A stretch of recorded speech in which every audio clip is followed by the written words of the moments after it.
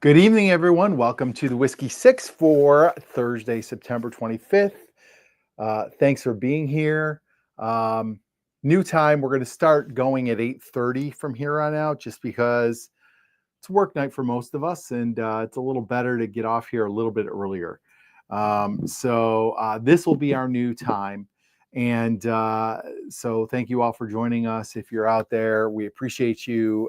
We're going to have a little bit of a short crew tonight. We've got a couple folks that got called for some last minute things. But if you are new, either watching live or watching the replay, I am Brian from Bourbon School. Marianne will be here shortly. She's out doing mom's taxi right now. So she'll be here shortly and join us for all the fun and discussion of our topics tonight. Tonight, we're going to talk a little bit about, we found an article about Wild Turkey kind of sticking to their guns on, how they're marketing and the product they're making. We want to talk a little bit about that.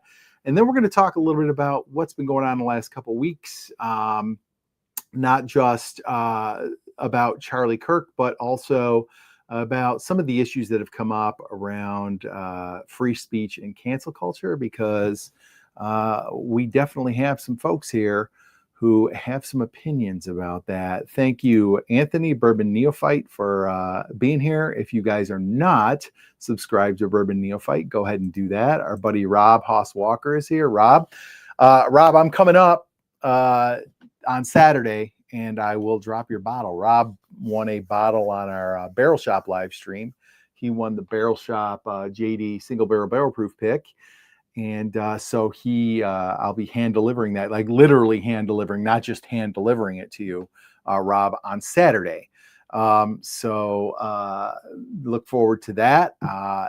But I'm not going to sit here and ramble too much, guys. There's Myron in the back. How's it going, Myron? We'll bring him out in just a minute. So we're going to be short. Bobby got called kind of last minute. His boy is in town from being on duty with the Air Force. So they're going, having an evening, and he's going to spend some time with his family. So we don't think Bobby will be here, maybe a little bit at the end, but we'll see. And then Ben is getting ready to head off to Europe on a European cruise. So we're going to, he may come in a little bit later, but may not. So that's kind of what we're looking at tonight. But the rest of the crew is here. We're ready to have a good discussion about these topics. And let me shut up and bring people in. So first, let's bring in our newest Whiskey Sixer. He's going to be one of our regular panelists now. You know him from a DRC bar. Let's bring in Rick. Rick, how are you tonight, sir? And I'm great. It's been a week, and I'm looking forward to a pour in a minute. All right. What are you going to pour first? I've got Eagle Rare 12, and I got this Wild Turkey 12. So I've cracked the Eagle 12. Rare. That's the import? What's that? The Wild Turkey is the import? That's the one. Yeah. Nice. Very nice. Bob's got this one. I've sipped on his, and it's pretty good. So I'm not sure. We'll see. We'll see what we decide to get into. Our buddy Rob right here, he got us a sample of that one. He actually had one. It was like in the box and everything. And he's like, go ahead and open it for a video. So he let us crack his bottle for him. And awesome. It was actually really good. It was a really nice pour. So yeah, Bobby's has the purple box. Mine didn't come with the box, but yeah, okay. Rob's had the purple box as well. Yeah. All right, right on. All right. Well, welcome. Thanks for being here tonight. We appreciate you. You bet. Tony C says, Rick. What's up, Tony? Is that Tony C from our fantasy football league? Yes, absolutely. I believe I am playing Tony C this week. Hopefully I get my first win, because I am 0 for the season. And it's you and I are both we're both on the schneid. What's up? We've got to get off the schneid. Well, at least when we play each other, one of us has got to win, right? That's right. So Tony, good to see you. And Stymie, good to see you. Good evening, sir. Thank you for being here. We appreciate you. Start all your Packers players at Dallas. I hear tell you should also start all your Bills players who are playing New Orleans, and it is potentially the biggest point spread of the year. It's something like 15 points or something. It's a crazy point spread. Yeah. So not much faith in the Saints this year, I guess. All right. Well, let's go ahead and bring in our next panel member. It is going to be from Mash and Metal and Whiskey Wars. Jesus, Sean, I almost forgot your channels there. Let's bring him in. The Whiskey Cowboy, Sean. Sean, what is up? Hello, everybody. How are we doing tonight? Good to see everybody. Going to be another great show. Cannot wait. Talking wild turkey and free speech, two of my favorite topics. Yeah, so. We should just turn the show over to you. Wild turkey guy. Yeah, so cheers, everybody. Yeah, good to see everybody.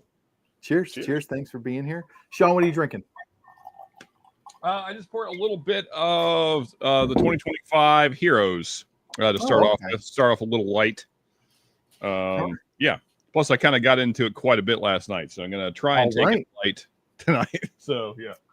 A man who knows its limits. I like it. Yeah. Yeah, this should be a good discussion. I know you are a big wild turkey fan, and you are also, like you said, a big free speech fan. So this will be fun to talk about, I think. All right, and let's bring in our last panelist, potentially our last panelist for the night. We'll see if anybody else trickles in. But from the Bourbon Drop, you know him, you love him. It is Myron. Myron, what is up?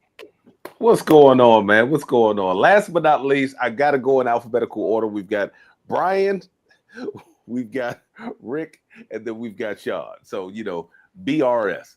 But no, man, just got to give you guys a shout out. I know we're going to get into a lot of quote unquote controversial topics. I don't think we'll get too controversial. We'll give how we feel, and we'll keep it kind of vanilla tonight.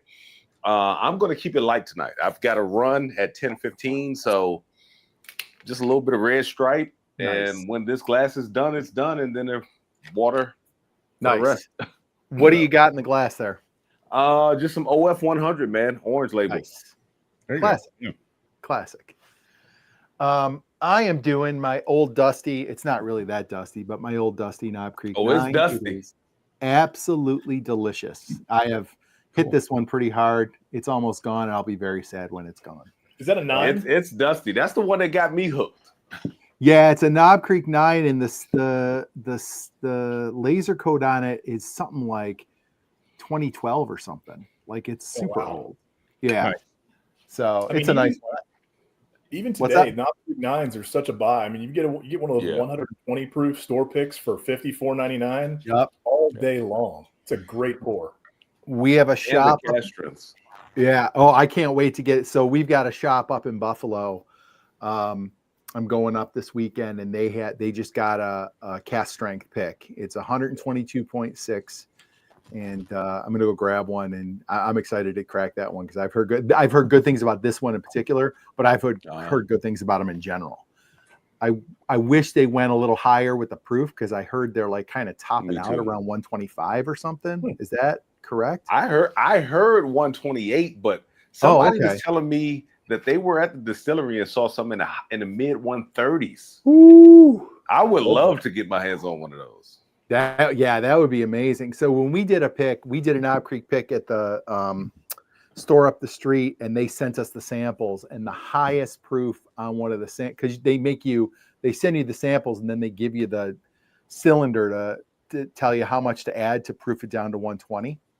And the highest one we had, I think, was like 126 or something. And that was the highest, and we had to then proof them down. It's kind of a pain, but whatever. But I would love to try some Knob Creek at a higher proof for sure. If you look at most of the Booker's releases, they're in that kind of mid-20s range. That's kind of standard for beam products. So it's not Booker's not the same as Knob Creek. It's not the same juice, is it?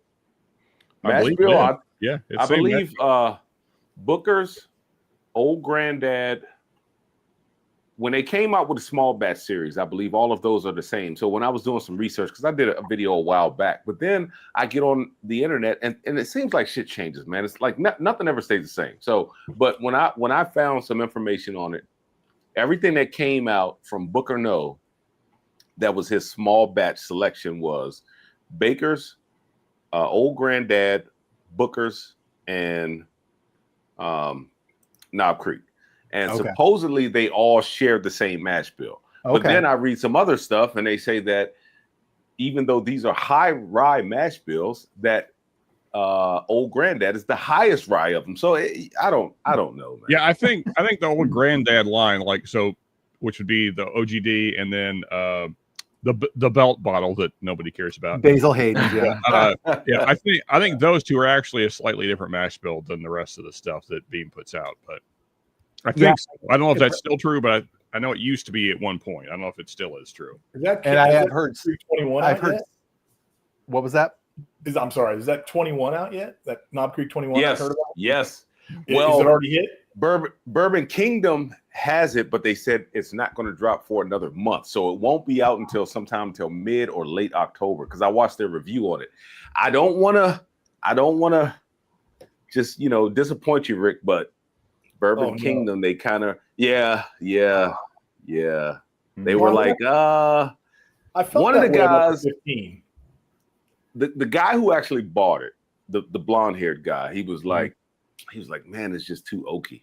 And then the other guy who didn't buy it, who they do the channel together, he was like, I think he said it was a hard pass for him actually. Oh wow! So, really? I mean, if you think of other spirits, I mean the Old Fitz 19 overly oaky, the Pappy 23 way too oaky, but like the 17 is amazing. So everybody's just a little different. Like the 18 is decent, I think. I like the 18. It's smooth. The 12 is great, but there's a fall off for me on the Knob Creek 15. So like I go 9, 12, and then 18. Skip the 15, but everybody's different. Yeah. I thought the 18 was over oaked. I was not a huge fan of it, and the 21 didn't really interest me. I don't know what the price is going to be, but it's going to be well over 200, right? I mean, it's got to be. It's going to be stupid. All right, so fellas, I had to know the answer, so I got on the Google. So all of your Jim Beam products, Old Crow, Old Taylor, Knob Creek, Bakers, and Bookers are all the low rye, kind of more standard mash bill, and then your high rye stuff is all the OGD and Basil Hayden's. So there we go. All right, so weird. Mrs. DRC in the house. Yeah. What is up? Hey, yeah. She's dialing in from work. Nice. OG Brick, good to see you. O'Malley, what up, Rick? What's going on? Apple pie moonshine. What? Oh yeah, it's getting to the fall. I'm going to go into batch 4. We're going to see if batch 4 is the new winner. Right on. I'm 3 years in on my 190 proof apple pie moonshine that has 0 burn. So batch 3 so far is the winner. Right okay, on. Cool. That's awesome. Guys, real quick, if you're watching on any other channel besides the Whiskey Sick Chicks, the Whiskey Sick channel, all right, go ahead and come on over to the Whiskey Six. You can find a link, I believe, in the description of the videos, or just search for @Whiskey6 and you'll find us. And come on over, watch it on the main channel, and join us over here so you can chat with everybody who's in the chat. Again, we appreciate y'all for being here tonight. Let's get into it, guys. So I'm going to share the screen real quick for this video or this article about wild turkey. And I'm trying to figure out for myself if this is a good thing or a bad thing. So Bobby found this article in the Whiskey Wash. It basically says wild turkey. Wild turkey. Whiskey shits wild jerky. There it is. Rejects change in a new global campaign. Celebrating master distiller Jimmy Russell's 71-year commitment to maintaining the brand's original bourbon recipe despite industry pressures to change. And if you read the article, it basically is talking about them, Wild Turkey as a company, kind of standing firm in not really changing for change's sake, while other companies are kind of chasing, whether it be new finishes or new avenues of whiskey. I know American light whiskey is very popular right now and things like that, American single malt. Wild Turkey, with the exception of a few special releases that really aren't anything like crazy finishes or anything. A lot of them just have to do with age or exceptional barrels that they put into an exceptional bottle. But they really are not chasing a lot of things that the other companies are doing. And I kind of feel like I respect it. I just, as as somebody who's not really an industry insider, I don't know if it's a very like smart move to do, if like being like kind of the old school, we're going to stay with what we got us here is a good thing, or if they're going to get left behind by companies who are innovating a little more. So I guess the question to the group is like, what do you think about that? Do you think this is a smart move? Is this something where people are going to respect it and kind of stick with Wild Turkey because of it? Or do you think they're going to get left in the dust? I'll go bottom to top. So let's start with Myron. Why the hell I got to be a bottom, man? I ain't never been on that side of the fence. I don't swing both ways. God damn. What if I said you were a power bottom? I still don't even want. I don't want no association with a bottom. No, look. Honestly, Myron is a power bottom. Let everyone look. Live your life how you live it. I'm not judging. I'm just making jokes. You know, comedy is comedy. I'll say this, Brian. So nobody has changed. Think about it. Like Wild Turkey has done finished releases. Other people have done finished releases. Sure. Has anybody changed their mash bill? No. Wild Turkey has never changed their mash bill. They've been doing it the same way for 71 years, according to Jimmy, because Jimmy's been there. I enjoy their products. Maybe somebody at one point said we need to get that Wild Turkey funk out of it, and they enjoyed that. Jimmy, according to Bruce, Jimmy loves high proof stuff. Booker loved high proof stuff. Elmer, that worked for Buffalo Trace Sazerac, didn't like high proof stuff. You know, so they were always chasing flavor, but they never chased a trend. Like, even I would say, like Knob Creek doesn't. Think about it. How many double oak products do you see from Knob Creek? You don't. Like, no. I haven't seen any double oak products from Wild Turkey. The only double oak products I've seen from Elijah Craig have been the Elijah Craig toasted rye and the toasted bourbon. Other than that, they don't do. But everybody's done some type of finish. And honestly, I'm trying to think. The only finish that Beam has done is when they did the Suntory blend. That the cherry. Legion? Yeah, the Legion. When they did that was like a red wine finish or something, right? Yeah. And then some of the little books have some weird stuff going on, but yeah. But that's pretty it. So nobody, in my opinion, they're not doing anything that nobody else is doing. I mean, they're keeping it the same as they've always done. So if it ain't broke, don't fix it. Like New Riff, or let's say a company like I'm drawing a blank. Peerless. What is that? The Sweet Mash. Beam, Wild Turkey, Heaven Hill. They didn't say, you know what, this Sweet Mash thing is catching on with Peerless. Let's do a Sweet Mash. They didn't. You know. So all right, Sean, you want to chime in? I completely agree with mine. I think when you're these big legacy brands, you don't really need to chase these kind of trends that are going on, at the current time. I think that's a thing that smaller brands do to try and get noticed. But when you're Wild Turkey, I don't think that's the thing you need to do. Right. I mean, especially since, they have been through the ups and downs of the whiskey business already multiple times. There's been many lows, in bourbon over the decades, and they've lived through all those and continued to be successful. So I think they're kind of used to this. I mean, it always hurts when any kind of business is in a downtrend, but they'll get through it. They have many times over. So I don't think they need to chase some kind of new trend to remain relevant. So I think I'm with you on that one. Rick, what about you? I'm with the guys. I mean, I think if you're one of the legacy brands, you don't have to. I think if you're a newer, up and coming distillery, you're trying to create a name for yourself. You're doing some things that are a little trendier to try to catch people's attention. And I got to be honest, man, I love Wild Turkey and I love Buffalo Trace in terms of the distilleries. I love finished whiskeys. I mean, I've got this, and Bobby will tell you about it. I've got this Founders Collection and Verana Rabbit Hole that is arguably like a top 5 out of every single bottle I've had. Wow. And it's just so good. The finish is amazing. So I definitely love finished whiskeys, double oaks and so forth. But I don't think Sazerac or Wild Turkey, they have to. I don't think they have to. Because they're legacy brands. Yeah, and I think what we've seen, this guy Stymie says, as long as they're pumping out 13s and 15s, throwing a Camp Nelson, they don't have any. I think, yeah, I mean I think they're the things I respect about Wild Turkey is everything that comes out of them except 101 recently. And Sean, I know you'll disagree with me, but I'm not. You're gonna pick that big handle. I do. There you go. I do disagree. I'm so glad Bobby's not on for this segment because we can bash 101.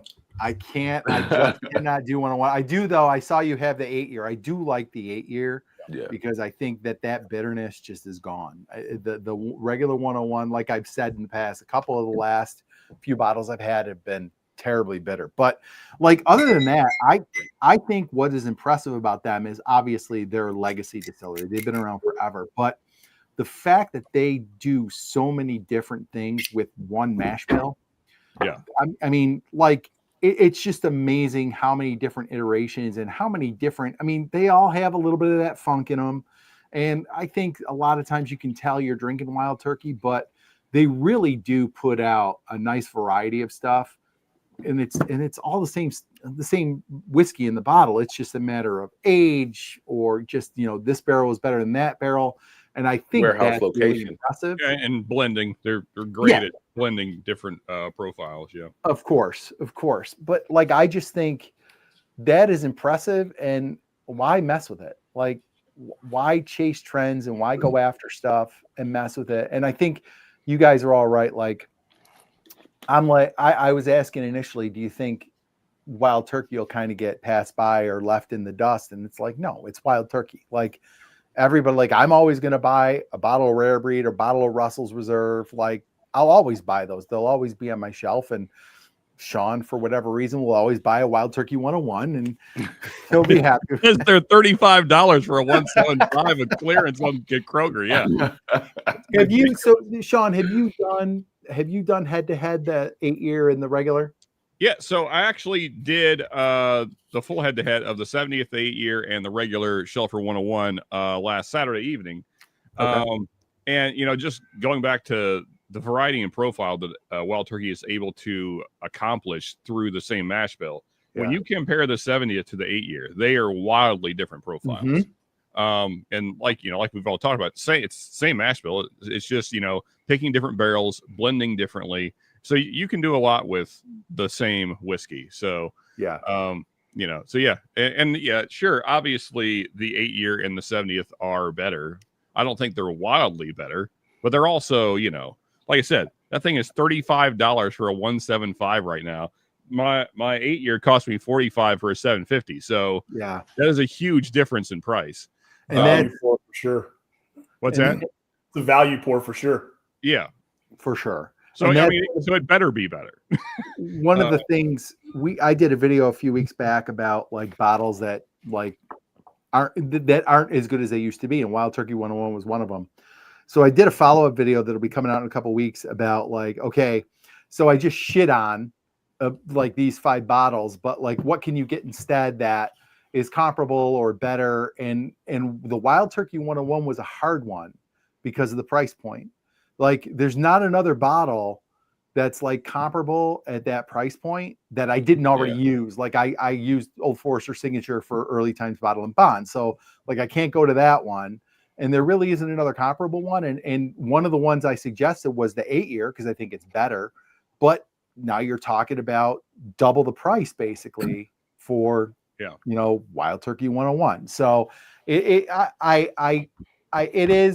is a value pour, and I do see why people do enjoy it. It's just, I don't know, it's changed for me, and I don't know if it's my palate or if it's the whiskey that's changed. But I will agree with you, Brian, that I do think it has changed to some degree. I don't have an issue with that statement. I think that there's definitely younger whiskey in the Shelfer 101 now. Okay. And you think that's sacrificed for things like the 8-year and the 70th and stuff like that? Yeah. All right. And that's one thing that I don't like, and this could be a whole nother discussion, but that's one thing that I am noticing is a lot of those bottles are suffering because they are putting out so many of like a special edition, limited release, stuff like this. And obviously that takes the juice and it all trickles down. And I think we've had this discussion before. Like basically the same the discussion we special had with releases and stuff Heaven like that is kind of dumbing down the shelfers. Yeah, Have you it's guys kind tried of the discussion we had with Heaven Hill and how, you know, since they started the bottle your own program and all that. I mean, that's you're taking away from your, you know, the amount of higher age whiskeys you have. Sure. Go ahead, Rick. Have you guys tried the non-chill filtered rare breed? Oh, it's fantastic. Yes. I cannot wait until that thing is a shelfer, which is coming. Yeah, man. It's coming. This is insane. Sure. These, so I don't know if I've said this before. These are like $35 at the duty free at the Peace Bridge in Buffalo. Yeah. So you talk go over about to talk Canada. about a value. Right. And it's a Yeah. liter. It's not even a 750, it's a liter. They are $35 and they are like, you go over to Canada, have some lunch or something, come back, pop in the duty free and grab, like our buddy Rob, who was just in the chat, he buys them by the case. And Damn. it's absolutely incredible. It's such a bargain. Yeah. I'll be happy when they come out on the regular, because it is better too, but it's not going to be $35 anymore. We got to talk, Brian, because your buddy Rob, if he buys them by the case, we might need to get one to Maryland at some point. Oh yeah, absolutely. Next time I go over, I'll grab some and get. I one think to you for sure. Rob They're Walker absolutely he delicious. signed off for the night. But yeah, cheers, Rob. I got you one, Sean. Did Yeah. you kill it already, or is this you still got it? I have a little bit left. Okay. My man. That's my man right there. Like me and Sean, we drink very similarly. Hey, if you give me whiskey, I'm going to drink it. It's not for looking You at. damn right.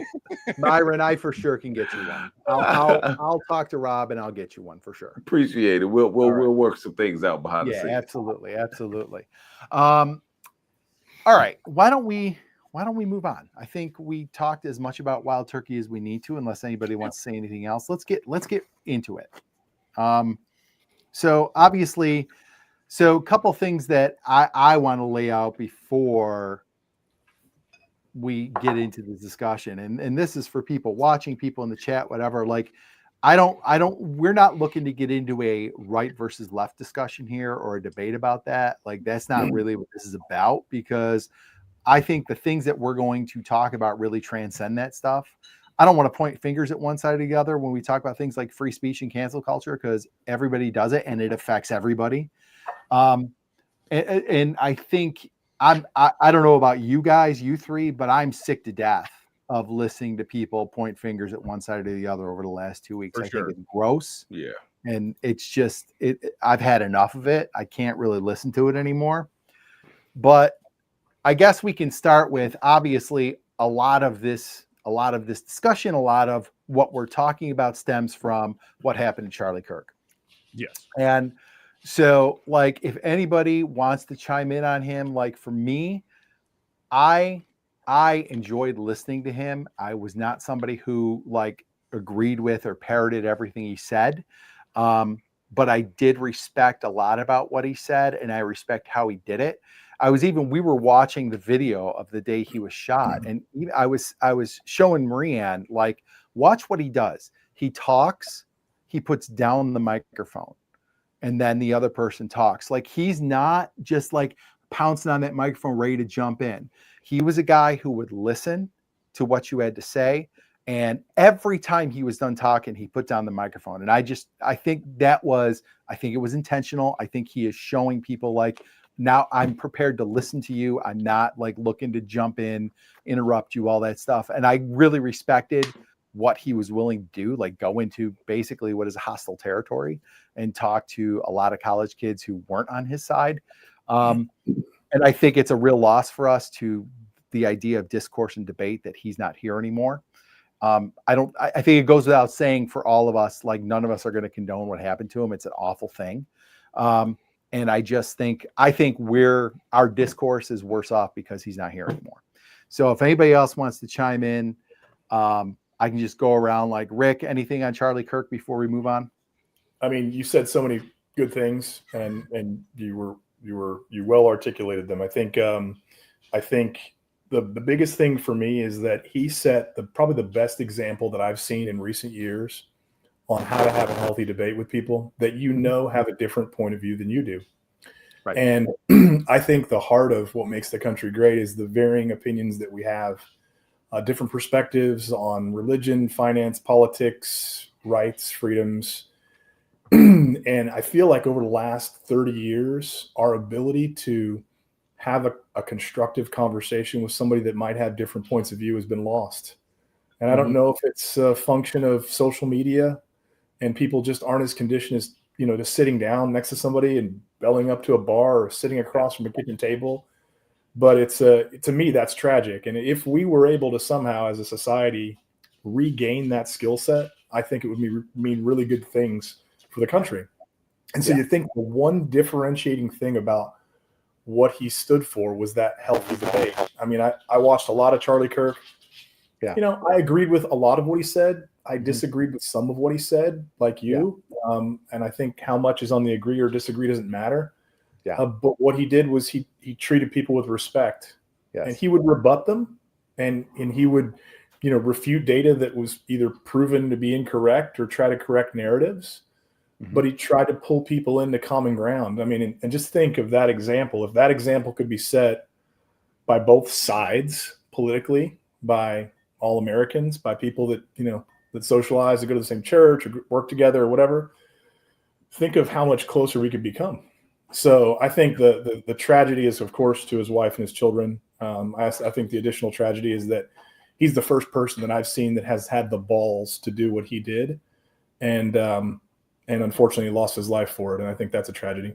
So yeah, agree. And to your point, real quick, I don't want to step on anybody else's point, but to your point about social media, I think it is a definite factor here because social media has made it so you don't have to debate somebody you don't agree with. Like you can curate a bubble around you of a bunch of people that agree with you. And it becomes almost inconceivable that somebody doesn't share your worldview. And so since you've never had to debate the points or anything, and this is not a left or right thing, it's just a general social media thing. And because you've never had to debate that, it really is hard to take when somebody has a differing view. And I think that is one of the scourges of social media. It's one of the things I hate about it. But anyway, I'm sorry, I didn't mean to chime in again. Myron, any thoughts? Well, first of all, I think that it was tragic that his kids had to be there to see something like that.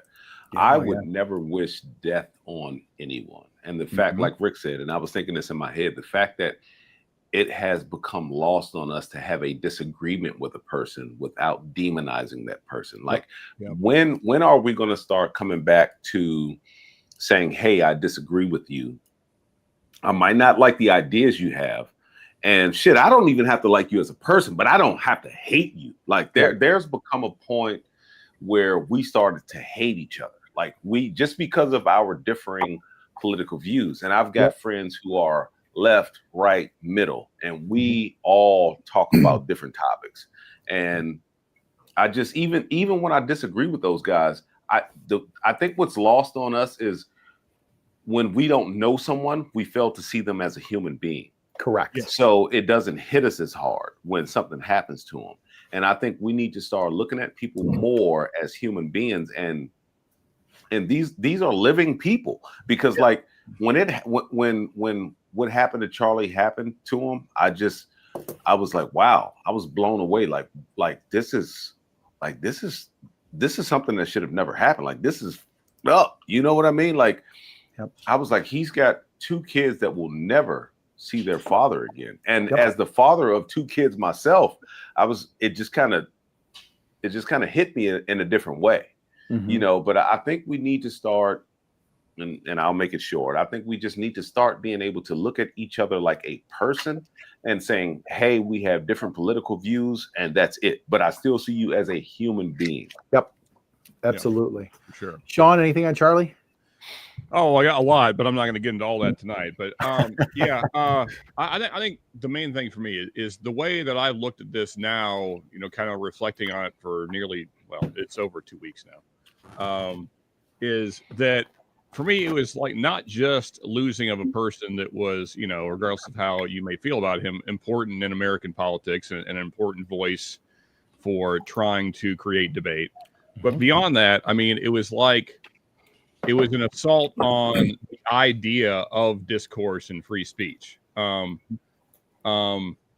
that's what's probably more concerning to me. I mean, all three of you have kind of already touched on that, but and that's what's been probably the most concerning to me is the way that our political leaders have talked about it afterwards, and the way that they are handling it. That's probably been the most concern. I mean, not to minimize this death, but honestly, the way that our politicians are handling it is scarier than the loss of a single life. As much as I respect the man, I hope that there's not bigger problems on the horizon. Yeah.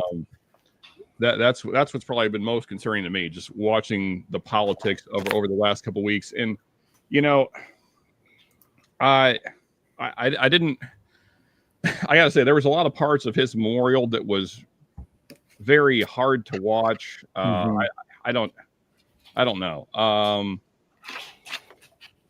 We got to do better. I mean, it's been like 2 weeks, and my constant thought has been we have to do better than this. Like, we cannot use the death of a father to promote whatever your political thing is. That feels gross. Yep. Yes. And I don't really care what side you're on, and that's the thing is both sides have used this to manipulate their base, which just there's almost nothing that's more infuriating to me than watching politicians use the loss of a life to try and push forward their agenda. That is maddening. Like it's so I just cannot tolerate that at all. Yeah. And it's funny because that's the kind of shit you would see in movies being parodied 20, 30 years ago. And now it's like, holy cow, this stuff's happening. Like, and it really is. It's wild. It is wild to see that. I think you're right about that. Like using this for political purposes, and it can, some of the things that are being said can get kind of scary. Yeah. Well, I mean, and two, just because it almost feels disrespectful to the man, because Charlie Kirk was so much about free speech and open discourse, to then take his death as an opportunity, as an affront against free speech, is like a slap in the face to him. I mean, it's like, what are you doing right now? Yes. So that's been very frustrating to watch. But and I guess we'll kind of get into that more as we go through the various topics that we have to go through tonight. But just really frustrated about, and then of course, not to get into all that, but very frustrated by the way the case has been handled as well. But agree. Yeah. Anyway. Agree. Yeah, and to one of your points, Myron, you talked about how we're not seeing people as human beings and failing to see someone as a human, and I think that's another product of social media. It's some avatar behind a keyboard. It's an avatar on a screen, and it's not a person to you. And like, I think that it's very easy to get there, to say, you don't see them as like another person. And so I think that definitely plays a factor as well. I mean, as a teacher, but also a social media user, I think it's insidious. It really is insidious, and it's, I don't know. I mean, I'm not at the point where I'm like ban social media, because I don't want to do that. But man, like if you got little ones, like keep them away from it as long as you can. We tried, and it was really hard, but it's a terrible thing in my opinion. Just to kind of, because I know we're going to be getting into this, the two specific things that kind of stood out to me the most was, of course, the Pam Bondi thing, which I know we're going to talk about here in a second. And then on the other side, if we're saying there's even sides, but on the other side was the pushing forward of, gun control narratives. And both felt like bad timing. Like we can have these discussions, but don't use a man's death to do it. Right. Like that, and there was a lot of both of that going. And I know there was a lot of pushback against Pam Bondi, but still, I guess what it is for me is at least it gives you some insight as to what our government is possibly thinking. Maybe this was like a test. Like, let's see if what they'll do with this. Right. And it was pretty much universally shot down, which is good. But I mean, still, You know, it's like warning shots. Right. So let's kind of go through any. Oh, hold on. Marianne is going to put on a microphone. Marianne, welcome. Cheers, girl. Good to see you. Hold on. You got to hold it down. Okay. There. Also, cheers, great chat. Good to see you as well, buddy. Hi, guys. How's it going? Good. Hey, Great. glad to see you on tonight. Nice to see you too. What's wrong? Oh, just, you know. We're going through it right now. Mm. Not really. No, but. Did you talk to our daughter more? Oh, okay. No, I talked to my aunt. Oh, okay. All right. So where are we at here? Everybody just gave their like kind of thoughts on Charlie Kirk before we get into the bigger issues around it. Okay. Like Charlie Kirk, the person? Yeah, like him being assassinated, like your thoughts on him. Oh, well, and, I'm not, political violence of any kind is not okay. Yeah, we all kind of said that. Did you have anything to say about him or you want to pass? I think I'll pass. Okay, sounds good. All right. So I wanted to kind of take these things kind of in order of how they happened, right? So the first thing, and I know Pam Bondi kind of early on was talking about free speech, but let's come back to that.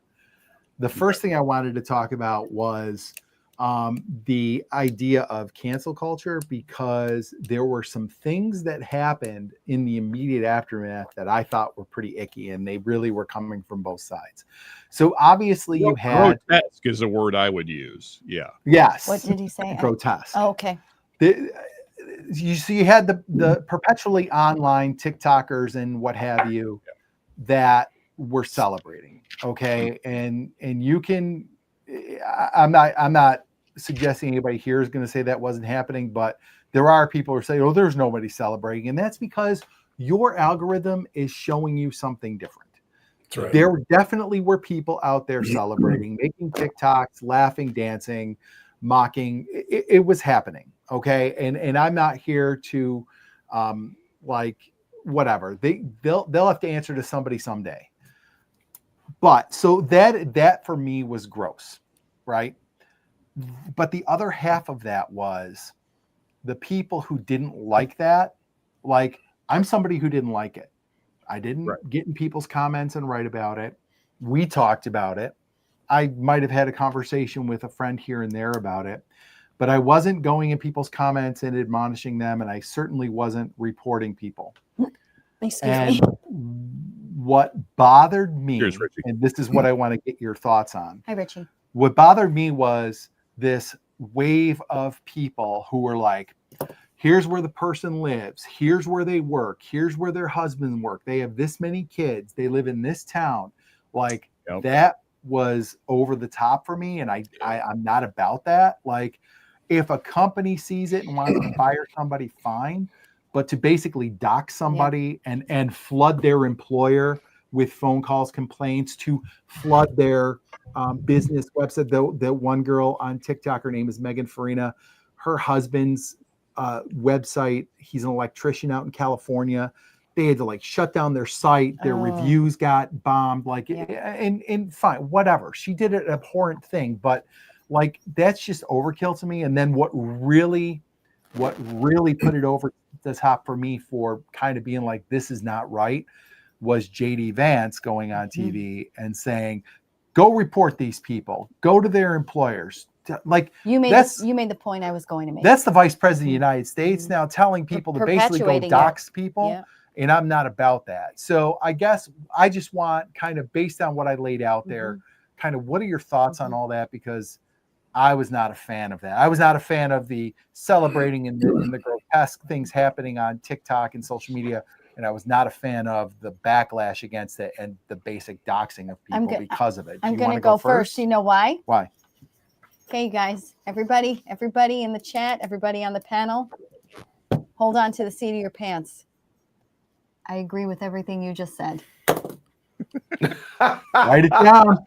Hey, wait, you got one. You got it on video. You got one, Brian. There's witnesses. We're playing. That's going to get cut into a short. It's going on all our channels, people. Brian, you need to go to Vegas right now. You've got great luck. I know. That's right. Get on the plane. Brian odds was are in right. my Once favor. and How twice. could that was logical. Yeah. I mean, it Very. was honest, and there anybody who disagrees with what you just said, this would be one of those times where I would strongly express my Yeah. opinion and tell somebody how wrong I truly think they are. Do you want to add anything to it? No, the point I was going to make really was JD Vance. Yeah. Because of the position he holds in this country and the responsibility he has in that role, telling people to call people's places of work and get them fired. It is just so deplorable. I can't condone it. I can't get behind it. I do not agree with people celebrating anybody's death, especially in the manner in which Charlie Kirk was assassinated. Again, I did not agree philosophically with a lot of the things that Charlie I would like Kirk to ask said. a question to the Pardon? group. I'd like to ask a question to the group and the panel. Okay. While we're kind of on the topic, because Okay. I agree that I don't think the vice president should be doing it, but do we believe there should be any consequences for those kind of acts? Absolutely. Yes. And then Great Shot said here. Great Shot said, if you want to put your stupidity out there, just beware of the consequences. And 100%. Like I always say, like my people are always like, well, hate speech this and misinformation that or whatever. And I'm like, look, people can say whatever they want, but once they put it out there in public, you know who they are. Right. And so, yes, there is a consequence, whether that's a social consequence or a consequence from your employer. I think the part for me that kind of puts it over the top is, and I can't say this was happening en masse, but there were people who were like, hey, TikTok, here's their house. They live in so-and-so California. No, This is her husband's business. Not it's okay. at this address. Nope. You should go see him. And like No. that kind of stuff. Especially it only takes one crazy lunatic to be like, oh, I'm gonna go effing visit that guy and I'm gonna bring my gun with me. Like that to me is a little bit over the top. It's scary. It's honestly, that's scary business. We've said enough. Go to somebody else. Yeah. Let's go, Rick. What do you have? What about all this? I'd rather go last, but that's okay. I'll go first. Okay. We'll come back to you. No, I don't mind. I don't mind keying it off. Okay. I'm really stuck because I feel like, free speech is, obviously it's First Amendment. It's the foundation of the Constitution. If we lose that, everything else begins to crumble, right? It's the identifying factor for the United States of America. So you put a pin in that and come back to it. I also believe strongly that it's upheld by the Second Amendment, but we'll get into that talk show another day. But I believe that people have to be responsible for what they do and say. I completely agree with you, Brian, that there shouldn't be a cancel culture. People shouldn't maliciously go out and target people, show people's homes, write their, the president of the company where they work. That's ridiculous. Right. That's the opposite of what Charlie stood for, which was respectful debate, right? I mean, I actually think that he modeled respectful debate, regardless of what you think about his positions, very well. So you take that and you look at, it's reactionary and it's not healthy. So the other thing is there are a lot of people, JD Vance included. I'm a fan overall of JD. I don't agree with everything he does, but I was not a fan of what he did. And I thought that was in poor taste. I also recognize that he was friends with Charlie. I recognize that he had a personal relationship, and I realized that all humans are fallible. And he was probably leaning on emotion and platform more than common sense. And I think maybe 6 months from now or 6 years from now, he may look back and say, I'd like to have a mulligan on that. I'd probably handle that a little differently. I make mistakes every day. I learn from them. I completely agree, though, with your take on Vance. Yeah. But I do believe that this is going to be interesting. I think in the coming weeks and months, character is being identified with people's reaction to this tragedy. I mean, I see it. We're not talking about right and left. I see it on both sides of the aisle. I see it with people in work. I see it with people, at church. I see it with, neighbors. And it's unfortunate because now we've got clarity on people's character on, if you're celebrating anybody's death, I don't care who it is. I mean, Myron said it best. No one deserves to die over their religious beliefs, over their political beliefs. And that's not exactly what Myron said, but it's ridiculous. It's a tragic loss. So I'm trying not to rabbit hole this, but I believe that it is unfortunate, but we have to allow people to express their grotesque, as Sean said, opinions. Yes. But if a company chooses to fire them, then those are the cards that you played with, and those are the ones that were dealt, and you have to reap the consequences for that. And I also think, to whom much is given in responsibility or influence, much is expected in return. So I'll take that from JD Vance over to Jimmy Kimmel. And you look at someone that has the reach and influence of Jimmy Kimmel, very clear on his positions. No one ever questions his positions on candidates, agree or disagree. And now, again, it's going to get swept under the rug. He's being brought back, but the backlash of him being suspended for saying what he said, I thought what he said was grotesque. And it was the company's decision, because he works for a private employer. It was the employer's decision to make that corrective action and put him on temporary suspension. So I was, at first, I'm like, wait a minute, you can't stifle someone like that. And then I thought about it. I'm like, wait a minute, he's a private employee. If they don't agree with what he did, they certainly can. So there's two different things. You should be free to speak your mind and your heart and your opinions and try to influence others, whether it's grotesque or whether it's constructive. But you should also be prepared for consequences depending on the vehicle you use and how many people you reach and how you go about doing that.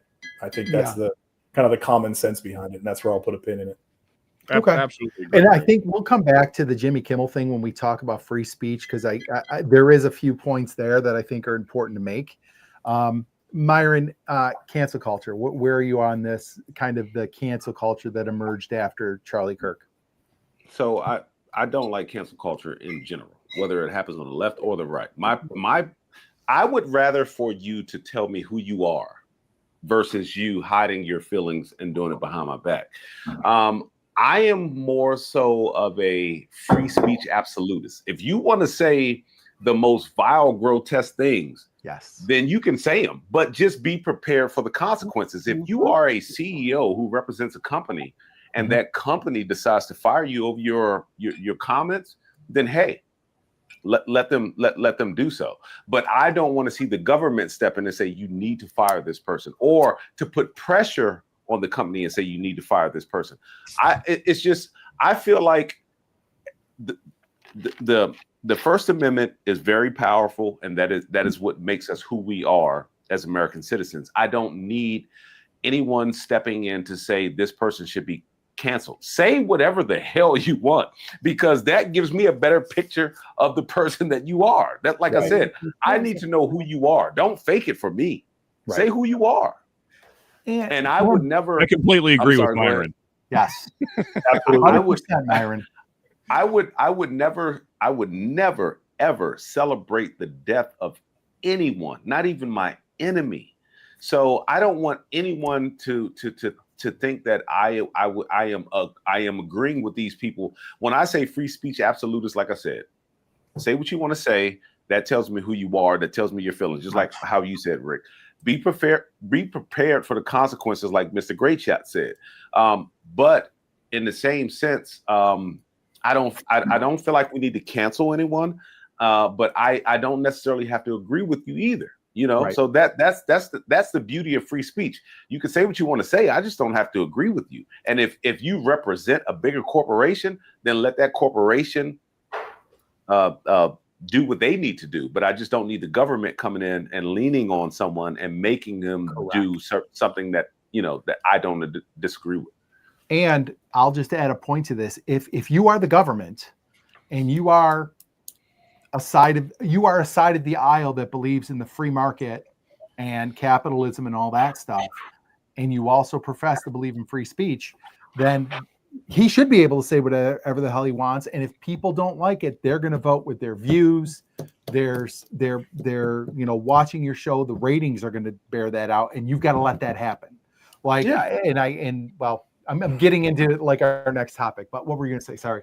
Did Sean go yet? No, let Sean go. Okay. So go ahead, Sean. I think that what we've done a very bad job of over the last couple of weeks is really muddying the waters between consequences from your employer and what the Constitution is. These are two vastly different things. One thing is a consequence that your employer is handing down, which is completely within their rights. That's their rights to decide that they do not want you as an employee any longer. And the other is protecting you from the government, which is much worse. That's the thing that we got to keep an eye on, folks. Whether Jimmy Kimmel gets fired or not doesn't really mean anything for our country. Let's be honest. But if the government starts stepping in and saying you can't say things, then we have a real problem. I don't know what Brian's pointing at, but I'm pointing at you because I'm agreeing with you. Oh, okay. Anyway, yeah. So, you know, and what was really frustrating for me as well over the last week, really, the Jimmy Kimmel thing, is people like conflating it with the Charlie Kirk situation. Like, these are not equal. Don't try and make them equal, because they're not. One man can no longer have a job at all. So don't make these things equal, because they're not equal. And also, it's completely within Disney, ABC's right to decide that they no longer want you as an employee for whatever the reason. Now, that said, and I know we're not quite to the Jimmy Kimmel thing yet, if I find out that the Trump administration was involved in this, I will be super pissed.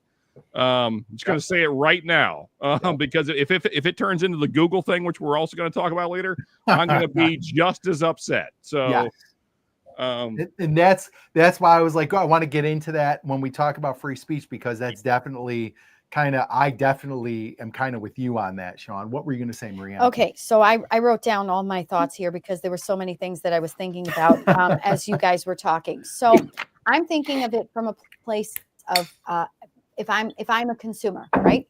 And somebody says something on social media that I don't agree with.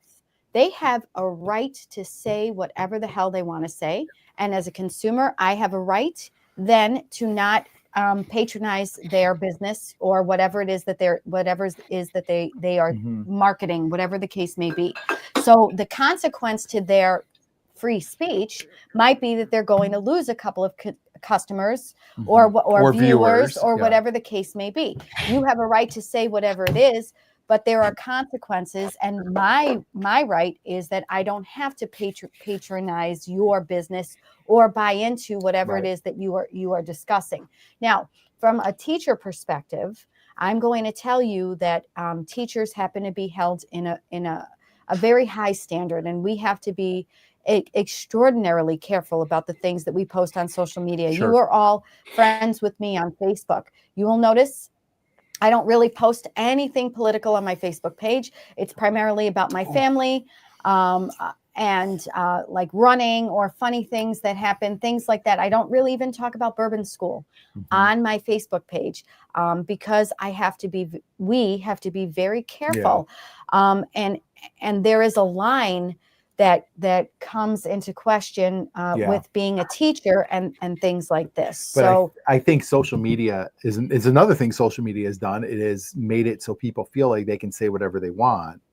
It's a forum that employers didn't have to worry about in the past. Correct. And now it's this thing keyboard warriors of the world. Right. They're very comfortable behind their keyboard to say whatever the hell they want, but they will not say it to your face. Well, and I will also say to your point, like, as a consumer, you can also lodge a complaint with the company and be like, hey, this person is employed by you and they said this online. And that is a little different than taking that next step to like doxing them. And that's kind of where I'm in disagreement. I mean, and that's parents, if parents see teachers, they're going to call the school. Yep. They're going to call the superintendent. It's so you have to toe the line. You have to just be very careful and cautious about what you're doing. Yeah. But anyway, with regard to cancel culture, do whatever the hell you want on social media. Yep. And I will act accordingly to how I feel about your actions. Well, and one thing we tell our students, and I know they tell college kids, and this is kind of a message that like the internet's forever.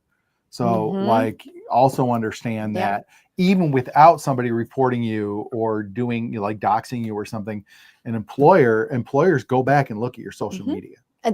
You have to assume the minute you put it out, somebody screenshot it and somebody is sending it somewhere else. And they talk about how employers go back and people haven't gotten hired because of things they've had on social media, even 10 years before they're sitting in front of that potential hire. Yep. They're like, sorry, I have because you have this on your social I media. sent okay, so I'm the president of my union at my school, and I send a leadership update every Sunday to my members. I even have to really consider what I'm writing in case there's people I don't want, and it gets shared. Yeah, it gets shared. I have to presume that my words are going to get shared. Like no matter what I say, what I do, that I'm writing with intent. So real quick, before we go further, before we kind of move, we've had a ton of really good comments. So I want to hit those real quick. Can you tell me what chat. I'm drinking? It's delicious. That's the Penelope creme brulee. Oh, no wonder it's so good. I haven't cracked that yet. That's good. It's freaking delicious. Yeah, we have a backup of it because it's really, really freaking good. Nice. Absolutely. Stymie Thirdly, celebration goes directly to the inhumane mindset Myron mentioned previously. Yeah, I mean, really, you don't see this person as a person, and definitely great shot. If you want to put your stupidity out there, just be aware of the consequences. Absolutely. Bourbon Bounty had a lot of good points we'll go through. Professionalism, decorum, etc. We need our leaders, no matter who they are, to be clear-headed. Absolutely. Definitely.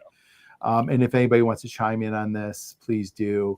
Yeah, if I could, real quick before we go farther, because I know we're not going to talk about this later. Another thing that, because we've talked a lot about the TikTokers and the Instagrammers and all that, and all the grotesque stuff they were saying, but a one Elon Musk happened to be on a live stream and basically said that the left is the side of murder. That's equally as bad. We can't be doing that either. So, and I understand his premise, although very shallow, what he was trying to say, but you can't just call out 50% of the population and say they're about murder. That we cannot be doing that. Agreed. Yeah. So I agree with you, Sean. I was going to say the same thing, is that what we do is we judge, because I think everybody on this panel, I don't think any of us are super far right, and I don't think any of us are super far left. I'm a moderate. Most of us are pretty much either just left of center or just right of center. That's correct. So most of us share the same views for the most point, but the media makes us look at the other side. They put a dividing line down the middle, and then they make us judge the other side, no matter how close you are to the center, by the most far. The most radical. Or the right. Yeah. They use the word radical all the time intentionally in the news. It's an intentional usage of that word. And Myron, to your point, that's what we saw over the last 2 weeks, is what our media fed us is both extremes. If you're watching a more left-leaning media, they're feeding you the most extreme right-wing stuff. If you're watching more right-wing media, they're sending you the most left-wing stuff. And so then you end up hating your neighbor, and your neighbor doesn't believe that. Yeah. And so, it's complete. It's a fabrication. What they're feeding you is a lie. It has made people afraid to talk to each other in a civil way anymore, because if you lean one way or the other, it has taken away any civility in conversation. But I agree with that, and I think you mentioned something. I don't know if it was Sean or Myron, but you guys mentioned algorithm earlier. And I don't know who it was, but the idea is that unfortunately we get a lot of our information online, and depending on how your algorithm is wired, you're going to get things that click with more of your your native views, but you're not going to get a diverse group of you're not going to get like a good mixture of information. So it's going to continue to feed your natural inclinations in terms of your perspectives and so forth. So like back in the 80s, when I was a kid, I was born in 75. But when I was a kid, ABC, CBS, NBC, if you changed the channel, it was the same message. And if you went to any, it was just actual news then. They actually That's reported Sean. the news. Yes. But now it's curated on both sides. And so the struggle for people to get information is tough. Yep. And that's another reason that I hate that, unfortunately, again, agree or disagree with his points of view. The manner in which he debated and tried to influence others to consider other thoughts, that's a huge loss for the country. Yeah, we definitely need more of that. Yes, we do. And maybe we can model it here. I don't, who knows? For sure. On the algorithm thing, because to Rick's point, I mean, these are very sophisticated programs. The way I try and combat that is when anything comes in my feed that I don't necessarily agree with it, I watch it anyway to throw my algorithm off. Okay. And the reason for that, I may not agree with whoever this person's take is, but then the algorithm doesn't know which side I'm on, so it just feeds me both things. So I'm gonna puke up my bourbon. I just read Stymie's comment. I almost spit it out. That's fantastic. But yeah, if you only click on the things you agree with, that's all you're ever going to get. Yep, absolutely. This is an important point is we're moving into free speech now. I feel like a lot of people make this mistake and think that free speech means your employer can't fire you. The First Amendment is there to protect us from the government, guys. It is not there to protect you from your private employer. It is not there so you can say anything you want on social media without consequence. It is there to protect the whole point of the Bill of Rights is these are the things that the government has to respect, and these are the things the government cannot violate. And I think that's something that people are not really in tune with. But let me get caught up here. We've got a lot of chat. You know, not going to talk about tonight, but fun rabbit hole to go down is research what the consequences are of a government official breaking the Constitution. Short answer is there's not a whole lot of consequence. There should probably be stronger consequences. They do it all. I mean, if you think about how much power the president has accumulated over 250 years. And all the executive orders and all the right. I mean, there's so much the president does now that was never intended, and they are things that they are powers that the presidents of the past have just taken. And I tell my kids this when we learn about this, when we do the Constitution and stuff, and I tell them, like, if nobody challenges them, then it just becomes like it's just something they can do now. Like, if it doesn't go to the Supreme Court or nobody passes a law that says, hey, you can't do that. If the president does something and everybody just kind of lets it happen, suddenly now that's a new power the president has. Yeah. Because once it's done a couple times, they can just say, well, past precedent is this. And it's like, you're screwed. Well, so, while we're on the topic of left-right, I know for whatever reason, the Constitution has become a more right-leaning topic. I don't really know why that is, because it protects all of us. Right. But I mean, if there's anything that us as Americans should protect, it's that piece of paper. Yep. It's the most important piece of paper ever written. I mean, because here's the thing: if you don't protect that, like be an absolutist on the Constitution, then you get Hitler's Germany, you get the guy in Italy, Mao's China, Mussolini. Mao's China. Like, this is where you when you start taking away people's rights, this is where you end up. Like, that's where it always ends. So, like, it's so important that as Americans, we say, no, you cannot take these rights. I don't care if you're left or right, doesn't matter. You have to be an absolutist on this. You cannot give the government more power. Yeah. It's the most important thing that we do as citizens is defend that piece of paper. You have to be impressed with the foresight the founding fathers had when they wrote that document, for real. I mean, because they were oppressed by a tyrannical government. They knew what it was. Well, and I think, Sean, the where you get left and right splitting in the Constitution is, I think the right fancies itself as more of like what it says is what it is. And the left, I think, over the years has become more of like, well, it's open to interpretation, or it really means this, or maybe it means this. And I mean, I think there's room for both of those interpretations. I think that's where the split has really become, like literal Constitution interpretation, or like, can we kind of interpret it that they might have meant this, or like this applies because this situation didn't exist back then. So now we have to kind of fit the Constitution to this new situation or something. But I mean, for me, Brian, and I really hope that most of America gets here soon, because we need you to.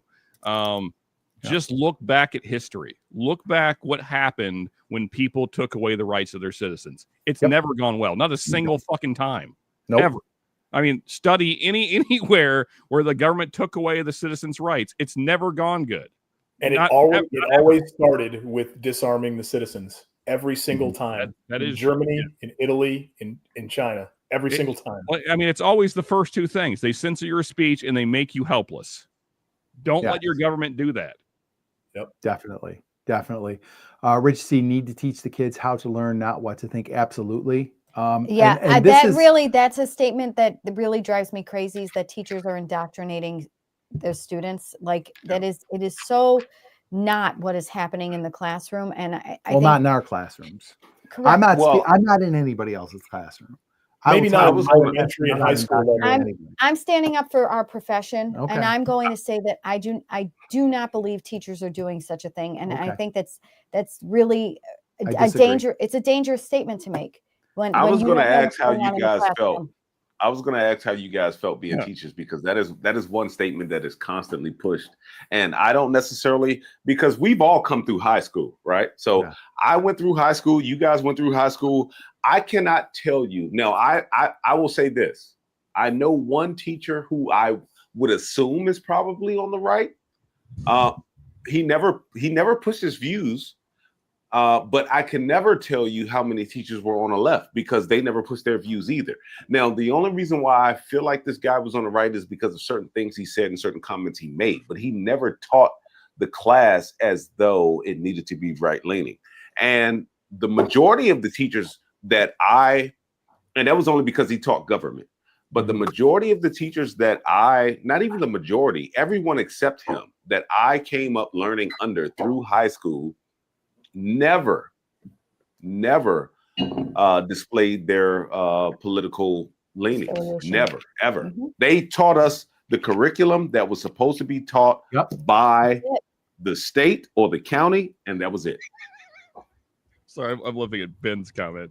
Yeah, Ben says the only thing worse than the government is the airlines. I've been on with customer service for 3 hours. Ben. Jesus, Ben. Oh no. Hey, I would like to talk about briefly. I know we got a lot to talk about still, but I would like to talk about John Cran's comment that you had highlighted there for a while. Yes, okay. So Sean, I was definitely gonna comment on this. So let me just jump in, and then you can say what you want to say.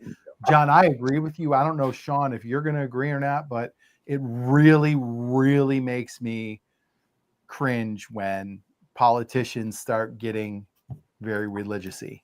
That's all. Yes. That's all I'll say. Go ahead, Sean. We had a discussion about this last night. Yep. Well, so I mean, this was my issue with the Charlie Kirk Memorial.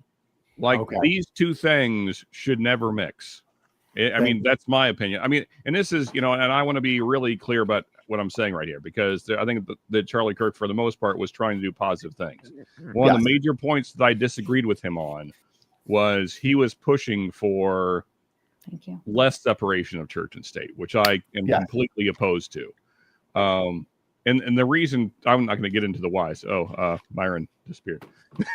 Audio only. He's still here. Yeah, but I mean, I'm not going to get into the depths of it, but I mean, personally, well, I'll say it this way. I don't think that either side is fundamentally Christian in reality. I think this is a absolute falsehood. So I don't want either side claiming that, because I think that most of them are evil. So don't claim Christianity just because your base likes it. I'd rather you just not talk about it. Are you talking about the politicians or people in general? Politicians. Yeah. Oh, okay. Yeah. Got it. Yeah, because there was a lot of that going on at Charlie Kirk's memorial. I mean, I think I got to be honest. I mean, I'll leave my comments out on that because I got to think about it a little bit. But I mean, when Erica spoke about forgiving the murderer, I mean, I had chills on my arms, because a woman just lost her husband and the father of her children, and she was talking about how her faith impacts her ability to forgive another person. And I think if that doesn't set a positive example for the entire country, regardless of what your faith is, I don't know what does. Yeah, she's not a politician though, and 100%. 100%. I mean, you could be Jewish, you could be Muslim. That's a positive. Yeah, that's a forgiveness. positive example for yes. And Stymie said, to play devil's advocate, I get nervous when a party intentionally removes God from their platform, and I can agree with that too, because I guess I will say I don't need a party to have religion as part of their platform. I do like to know that the politicians have some sort of moral compass. And if that's informed by their religion, then great. But when you start saying, I'm going to use this to do this. Like God wants me to be president so I can get rid of abortion or something. Well, like that. my personal take, Brian, is that it's a lot of show and happenstance most of the time. Let's be real. Yeah. A lot of these people that are claiming to be Christians, if we're keeping up with their lives, no, they're not. And Yes. I'm saying this as a person that's not doing a great job of being a Christian. But I mean, we know what and this has nothing to do with the belief systems. But my thing is, if you're going to claim to be a thing, then you should represent that to the best of your ability. If you're not doing that, don't claim it. That's all I'm saying. That's a great point. And this has nothing to do with whether you think Christianity is right or not. It's just that you're making a false claim. That's my issue. Right.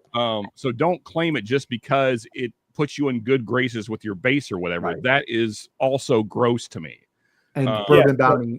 But if someone was authentically passionate about their faith and came to a political position and brought that with them, I would respect that. But conversely, to your point, if they leaned into it because they thought it would be a leverage point, then that's disgusting. If I'm being completely clear, I think that's what our president does. Trump did. Thank you. Thank you. Like I'm whispering it because I'm saying Trump 100% did that. Did you hear his comments about the Bible? Yeah. I love the Bible. It's the best book in the world. The best. What part of the Bible do you like? Oh, I don't know. The Old Testament and the New Testament. Like it was so contrived. That's my whole point, Marianne, is that there's so many bad actors out there that are playing a role. And he was a reality TV star. And that's, I mean, I just hope that more people just see them for what they are. That's all. Like, do not let these be your religious leaders, because they're not. Don't put your faith in any of it. Yeah. I found the older I get, I don't have time for hate. I just don't have time for them. Yeah, correct. I like, and that's kind of like, especially this week, or these past 2 weeks, I spent the first half of these 2 weeks getting real pissed. And then this week being like, fuck this. I can't even get torn by these two sides anymore. It's just, it's exhausting. It's exhausting. It takes too much effort. And you know what, Brian? I think, as much as I hate to frame it this way, I think in a very strange way, Charlie Kirk's assassination has woken up a lot of people. I agree. Starting to see that both sides are playing us. Yes. So if any positive has come from this, it's that. So, and it's sad, and I hope that more information comes out as to how things actually happened, and very unfortunate that, I mean, he was only 31. I mean, he was a young man still. Yes. With two young children. So yeah, new father, very unfortunate. But if it wakes up a country that's been sleeping for a while, then, maybe there's some positive that comes from this. Sean, have you been watching or listening to Candace? What's her last name? Candace Owens. I watch her live streams every day since he was born. Candace. She has been an absolute Valkyrie. She is relentless. Yeah. And I'm no Candace Owens fan. Please do not misunderstand. But there are some interesting. No, I want this pen. Okay. There are some interesting points that she's putting out there. Yep. Questions are not proof. That's what I'll say about Candace Owens. But that's all. Listen. But questions are questions. Sure. And they deserve answers. Did we land on the moon? Yes. How do you know? They But there was a shadow going one way. Now see how stupid you get with this. We're getting sidetracked. All right, let's not get off topic. Let's not get off topic. Myron has limited time as well, so we need to. Let's get into the bigger issue, which is free speech. Because honestly, cancel culture. Myron is so glad I finally got here. Ideally, cancel culture is not really going to affect us, because I think most of us are pretty savvy about what we do, or don't really have to worry about what we say online, because we might not have jobs that really bear consequences, or, like I said, more importantly, we're all pretty smart about what we put out there. Yep. But the free speech issue is one that has really bothered me, because there are so many people invoking free speech incorrectly. Okay. Like these people who get canceled on TikTok. Well, I thought we had free speech. Well, you do, but like the government's not calling TikTok and saying shut down that account, just the people or fire that person. The people are doing that. And if you might think it's distasteful to go as far as some people have. Like I happen to think it's distasteful to flood employers with calls and all that stuff, but that's not a free speech issue. I'm sorry, it's not. If your company decides you're giving them a bad name and we're going to part ways, they have every right to do that. Don't say I'm sorry. Own your words. Where it gets muddy is the Jimmy Kimmel thing. Because I think, and I do not like Jimmy Kimmel. I think he's a hack. I think he's a hypocrite, because this is a guy that did like extremely crude things. The Man Show. Women on the Man Show. He did blackface, dressed as Karl Malone, and all that is supposed to be forgiven because now all of a sudden he hates Donald Trump. And it should be noted, his portrayal of Karl Malone is like a dumb Southern black man. He's not just playing a black man. If you watch that, it's pretty freaking cringy. Like I didn't know that. It's. I've never seen it. Me neither, I've never Myron. seen it. Myron, I'm not here to be offended for you, but if I was, Myron, if you watched it, you would probably have a very different view of Jimmy Kimmel. Especially because, like, imagine somebody doing it today. He'd be canceled within he'd probably be taken off the air live. Yeah. But, and so they flip right over to Family Feud. So Joe's here, Joe, and that's kind of the point I'm getting to. Joe says there was nothing muddy about Kimmel. The government pressured affiliates to shut his show down, and that's FCC, the thing where do we have proof of that? If you got okay, I have comment. Hold on, Rick. I've heard Trump make comments that it's a disgrace that they put him back on the air, and he's going to go after it some more. That's a different thing, though. Let me finish my point. He's the guy. He's the president. So, Joe, I agree. That is where I have an issue, and that's where it becomes a free speech issue. As much as you hate Jimmy Kimmel and you might hate what he says, it can definitely be a free speech issue if the government does that. Now, do we have proof of that? No. But actually, that's not true. We do have. We have Brendan Carr going on TV. He is the head of the FCC, an agent of the government, saying, well, if I were ABC, I'd do something about that before we have to do something about it. And I'm sorry, you cannot pretend that's not the government exerting some indirect pressure on this situation. Yes. Okay, here's the other thing I will say. Well, can I bring up 2 points? Well, no, after you, Brian. Yeah, and this is my last point. Then we'll go around the horn. My last point on this is that if you want to use Jimmy Kimmel getting canceled for a week as proof that Trump is a fascist who's pissing on the Constitution, he's the worst fascist dictator we've ever had or ever seen because he kept Jimmy Kimmel off the air for 3 episodes. Yeah. So I really do think my take on the situation is yes. The FCC chair came out and kind of threw out a signal. Yeah. But I think also, I think this is pretty, you can look at the numbers and the data and say, Disney probably saw this as an opportunity to take a show that was shit in the bed and saying, hey, can we unload this contract and not put this show on anymore because it is tanking. Yeah. Did the FCC help them along with it? Absolutely. Did the FCC help these affiliates who are not showing him right now to make that decision to not carry his show?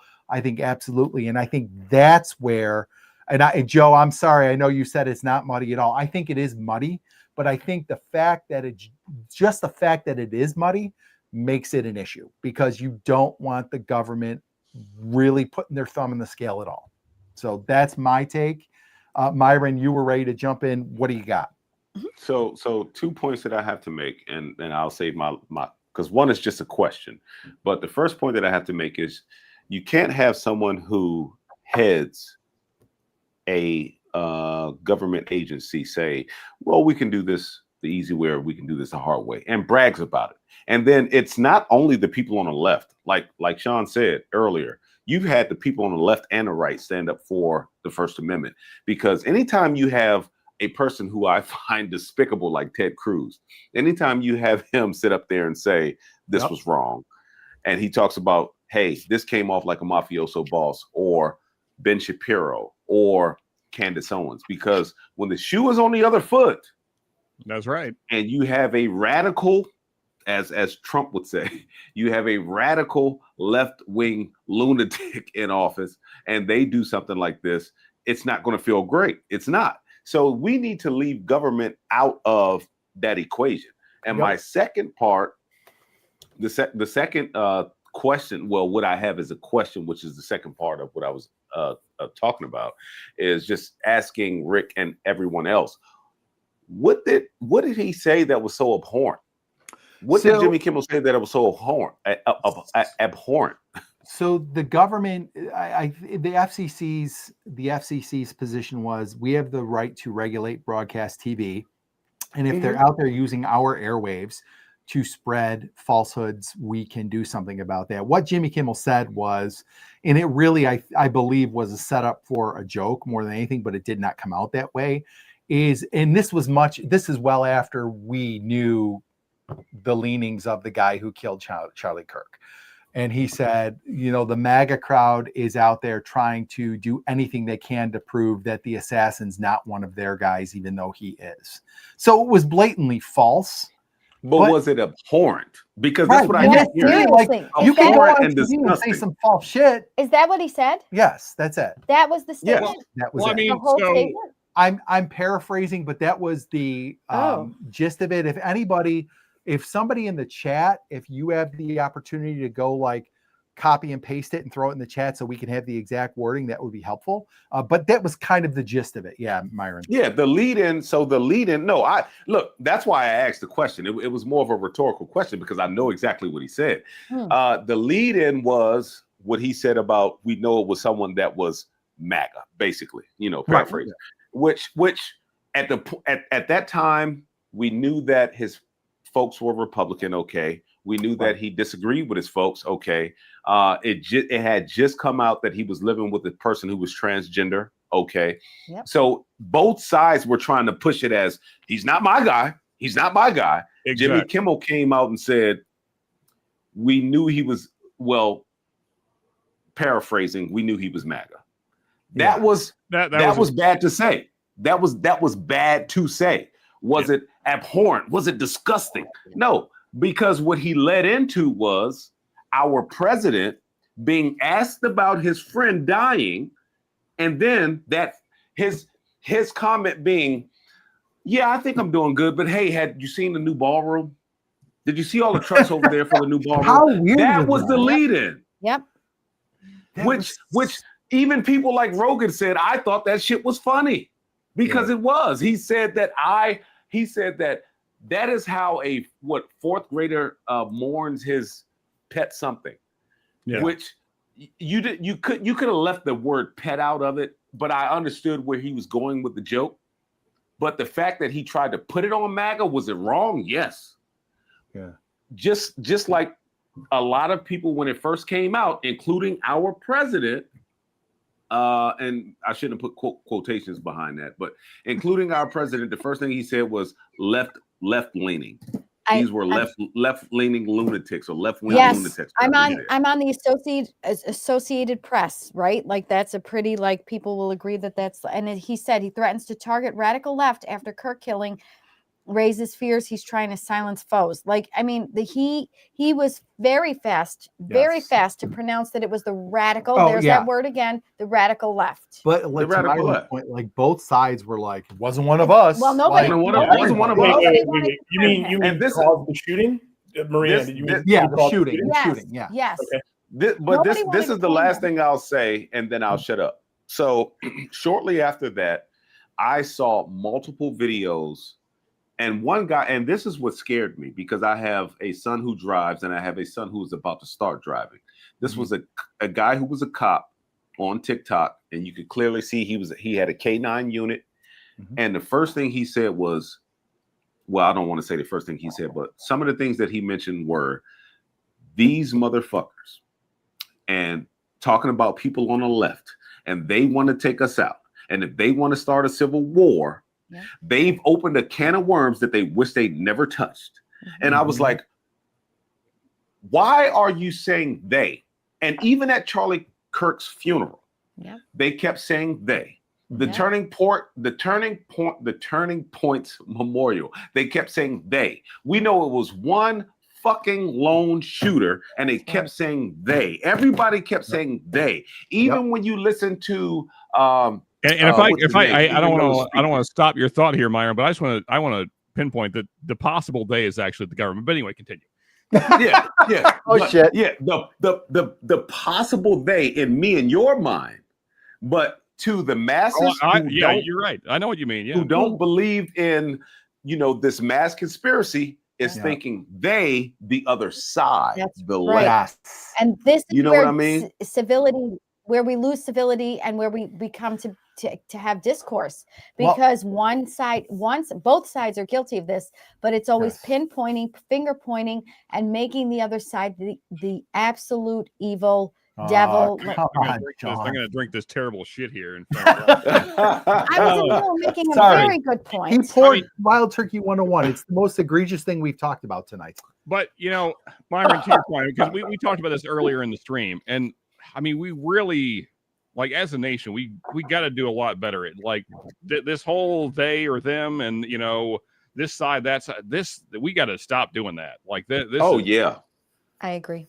I mean, if anything comes out of this, I hope that more people realize that, like, this whole, I mean, and this is a good friend of mine. I consider him a friend. We talk a lot. If you watch other streams, you may have seen him on streams. I'm not going to call him out, but he threw something up on Facebook that was pointing out how, Trump is potentially on the Epstein list, whatever. He might be. Mm-hmm. Here's my issue with that kind of thing. Sure, he might be on the list. So are like 200 other people that we're ignoring because you only want to talk about Trump. Right. Yep. He's not the only pedophile here. And round them all up. I don't give a fuck who's on the list. Round them all up. Yep. And that's what drives me insane about this left-right stuff. You get so hyper-focused on the one guy you don't like that you ignore all these other pedophiles. Because the other pedophiles are on your team. You guys are all crazy. There's no list. Yeah. I mean, like that's what's so infuriating. Like, and like we talked about earlier, both sides do it. Both sides are like you were saying earlier, nope, it's not my guy. It doesn't matter. It doesn't matter. The whole problem is that we have let our media divide us so much that we have people shooting people over speech. That's the problem. It's not whether it's your guy or their guy. That's not the problem. The problem is we've let this government and our media divide us. That's the problem. Well, you're getting negativity sells, and the dollar is king. Anything that's king. Myron. Comfort is king. The dollar is king. Queen, however you want to say it, it is top fucking dog, and that's all they want is money, and it's never enough. Yeah. Rick, go. You're hitting on something. I mean, totally agree with both you guys. I mean, you think about 9/11. You look at who made money. You look at what happened last week, and look at all the laws that were passed that nobody talked about. In California, there were 2 significant laws that were passed. Yeah, I said one to Rick. I was like, I can't believe this is real. Yeah, so it's interesting. I mean, the idea that both parties are pitting us against each other so we can be busy arguing about points of view that do matter, while the elite is busy doing other things with our money and our future and what have you. So that's a whole rabbit hole for another session. Yeah. Oh, yeah. Joe says, but he plus 50 more are protecting everyone on the list, and the 51 of them all have something in common. Yeah, I think that's an incredibly superficial take. I'm just going to call you out on it. I agree. But Joe said something else. He said lies and bullshit are not part of FCC standards. Carlin told us what 7 words aren't allowed. And there's a point. So there was an explanation given. There was a guy, he was a lawyer on CNN, and I wish I had gotten the clip, but he basically made the case, and this is on CNN. This is not on Fox News. This guy was not a Republican, but he basically made the case that the FCC would be well within their rights to regulate what's on their airwaves, because the broadcast networks are using the government's airwaves, and that comes with some responsibility, and it goes beyond just cuss words. But I like, and fine, whatever. But my answer to that argument that, like, well, technically the FCC can do this is kind of like Great Shot said it earlier, and Jeff Goldblum said it in Jurassic Park. Just because you can do something doesn't mean you should. Yeah. And like we've like, I don't think in my lifetime I've ever seen the FCC flex this kind of muscle to regulate what's said on their airwaves beyond obscenity. So, I mean, it just seems like, well, we can do this, so let's screw Jimmy Kimmel because he said something that we didn't like, and that to me is very. In fairness, I'm not comfortable with that. I don't like it, and I would much prefer if people want to call ABC or Disney and say, hey, Jimmy Kimmel's a piece of shit and he's a liar, and if they get enough complaints, they suspend him or whatever, fine. But to have the government signaling like they did, I'm not a fan of that. To be fair, I don't think I've ever seen this much political discourse either, with people not being able to have civil conversations than we've had in these last, I would say, 10 years. This is it's gotten worse. Agreed. Over time. There used to be a time where, like, okay, I'll give you a perfect for example, during 9/11, when George Bush was the president, and he stood on that the rubble. The bear, Marianne. Pardon? What did you say? What did you say? I said you're poking the bear. But I'm joking. Continue. Oh! I'm sorry. I just, when he stood on the rubble and he said, I hear you. The people of this country hear you, and soon everybody will hear you. I'm not trying to get into anything beyond the fact that, regardless of your political affiliation at that time, in 9/11, 2001, everybody stood behind the president of the United States. Last time. Thank you. Well, I really mean this point. What I'm saying is there's been such a great divide. It's never been this bad. Yeah. And I think a lot of it has to do with the keyboard warriors and social media, which has really emboldened people to say things behind a screen that they wouldn't say to each other's face. Yeah. Well, and there's no doubt. And our regular media. I mean, our regular media is doing the same thing. They're doing their best job to divide us. Yeah. For sure. Yeah. There's no doubt that social media has amplified things. Cable news, cable media. I'll agree with you on that, Sean. Cable media definitely separates us. I mean, from MSNBC, CNN tries to say they're in the middle, but we know which way they lean. No way. Fox leans right, MSNBC leans left, CNN leans center left. They're more, so we know they try to divide us. The only thing that I will say is local news, they report on the weather and they report on local shit, and that's it. And that's it. They don't they don't no commentary. They don't give really any commentary. It's a good point. You know what our weatherman's name is? Patrick Hammer. Patrick Hammer. Patrick Hammer. That's not a great porn name. Come on, man. Patrick Hammer, Storm Reed. There you go. Joe, I think that's kind of the point I was making, that they can do it, but they probably shouldn't, especially, and I think it's arbitrary. Yes, they'd just deciding, oh, well, shit, we haven't done this for 2 decades, but Jimmy Kimmel said something we don't like, so let's throw up the flag and let people know. And your point about the mergers as well, those two companies, we can't prove it, right? But it seems pretty convenient that these two companies who need the FCC to approve a merger are towing the line and saying, well, we're not going to carry Jimmy Kimmel.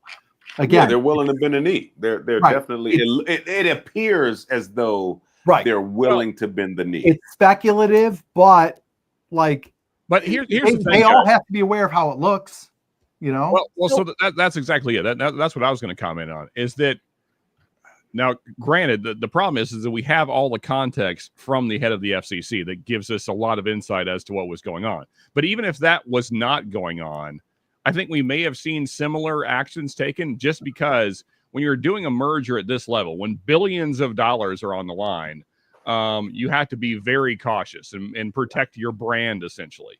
That goes back to Myron's point. Money is king. Yeah. So, I don't know that we would have seen a drastically different outcome, even if the FCC had not been involved, just because of kind of the political temperature at the time and Jimmy not really having the best take. But I mean, who's to say? That said, I'm still very much against what the FCC did. I mean, that's definitely the government getting involved and probably overstepping. Yes. I think everybody on the panel agrees with that. Yeah. Well, and then it becomes a free speech issue. I'm sorry, all the others talking about free speech, I think is bullshit. But the Jimmy Kimmel thing, as much as I don't like him, It's a free speech issue. I mean, the absolutely. FCC getting involved But makes it it's a free speech issue, and if it was just contained to ABC executives and they made the decision that didn't fit their brand, then that's within their right as a private company to make that decision. Yes. But Right. the FCC clouds it, to your point, Brian, and muddies it, and that's where we all agree that Right. that shouldn't be Well, shouldn't be a contributing factor. Right, and if nothing else- I think the description of the FCC working like somewhat mafioso is pretty apt. Yeah. So Urban Bounty, his ratings skyrocket. That the ratings for his first night skyrocketed because everybody wanted to see what he said. But I was reading an article that said the next night they were right back down. No.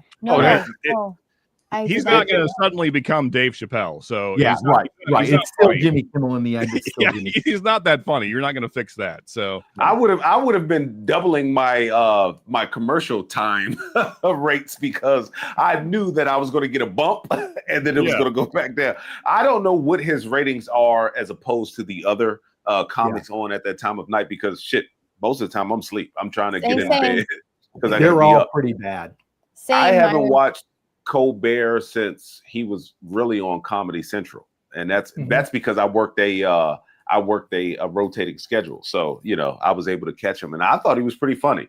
He was a parody of a Republican, and I thought it came off as pretty good. When he went to the main show, I think I caught him here and there, and it was okay, but it wasn't But I like when he was the toner champ in The Office. So like Joe makes a great point here. He said that Jimmy had more views Tuesday than he had collectively all year. Yeah, 100%. God. The late night talk shows suck now. And Stymie, I would even go further back and say the last one that was worth a damn watching, although I didn't mind Craig Ferguson, David Letterman. Craig was. I like Letterman. Yeah, but I kind of fear now for Saturday Night Live. I don't. It sucks. No, that's not what I'm saying. I'm just saying, are they going to get nailed by the FCC? We need this Chappelle show. Not after this backlash. We need a Chappelle show. And we need Living Color back. That's what we need. We don't need. I think people in the FCC are be like, okay, everybody, let's just shut the fuck up. I think and that's not say anything. Probably a good idea. Hey, look, guys. I was trying to stay on till 10:15. It's 10:17. I got to make a quick run. Brian, I'm gonna mute myself and cut my camera off. Put me backstage. If I come back and you guys are still on, I'll hop back on. Sounds good. Because we have to talk about the Google thing. There's no way. Yeah, that was what I was going to go to next. Damn it! I was. Good night, guys. I'll be. All right, Myron. Here is the next topic. Now I stand alone. Now I'm just a lone soldier here. No, you should not. You should not be alone. You should be. You're not a lone soldier. Listen, here is my issue with the absolute hypocrisy we have seen this week. While you go through your monologue, Brian, I'm going to go get water. Oh my God. Hundreds of Hollywood celebrities sign a petition for Jimmy Kimmel. They're going online and saying, cancel your Disney Plus and your Hulu and your ESPN because Disney suspended Jimmy Kimmel and it's a free speech issue. And everybody's screaming and crying free speech. Yeah, don't let's not relive that. That's what she. Nope. Never mind. Right. Ben, where are you, Ben? We've had all this talk about free speech right in the middle of all of this. And I don't care what people say about the timing of it and why it came out and when it came out. It does not matter. Right in the middle of all this talk about free speech, we get the Senate, I think it's the House Judiciary Committee's report on Google with executives from Google and YouTube testifying that the government, the Biden administration, was in constant contact with them and pressuring them to silence people who were putting out, quote, misinformation about COVID. Misinformation is the worst word that has come out of the social media era. There's no such thing. Like, I know there's information that is wrong, but to label something misinformation for the purpose of censoring it is bullshit. So this story comes out and suddenly there is zero curiosity about the First Amendment. Nobody has anything to say. No outrage. There's no petitions from our Hollywood celebrities. There's no protests anywhere about this. to anyone. And you know what? I say damn the Biden administration for doing it, and damn Google for following along with it. Google should have just said no, but just like Sinclair and Nexstar, they didn't have the balls to do it. So my issue is that we have infinite fight and curiosity and willingness to protest about the Jimmy Kimmel First Amendment violation. And on the other side of this, nobody has a damn thing to say about the censorship, the direct government censorship of people on YouTube, X, and what have you. And that, to me, like, you either believe in the First Amendment or you don't. And I sat here and told you I don't like what the FCC did to Jimmy Kimmel. I don't like what the Biden administration did to YouTube. Like, who just? I'm just responding directly to Joe, but I can't let this slide. Who decides it's misinformation, Joe? No, Joe. Yes, I agree with you, Sean. No, Joe, because misinformation is whatever somebody who doesn't like to hear it, it's whatever they label it as. Because here's the problem, and I'm jumping ahead here. But the problem with the misinformation that was put out that people were canceled for, we now know was not misinformation. It was on, like, the Congress has gone through this and proved that, like, 75% of myocarditis cases were caused by the fucking shots. Okay, right. So it wasn't misinformation that people were being canceled for. It just wasn't convenient. And that's the thing. I've got a problem when you say, well, that's misinformation about the vaccine, and then we find out it wasn't.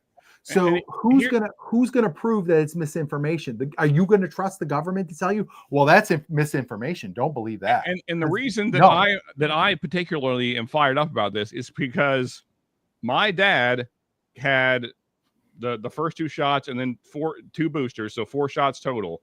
He had 0 heart issues before that. Oh. Now he can't work with me anymore.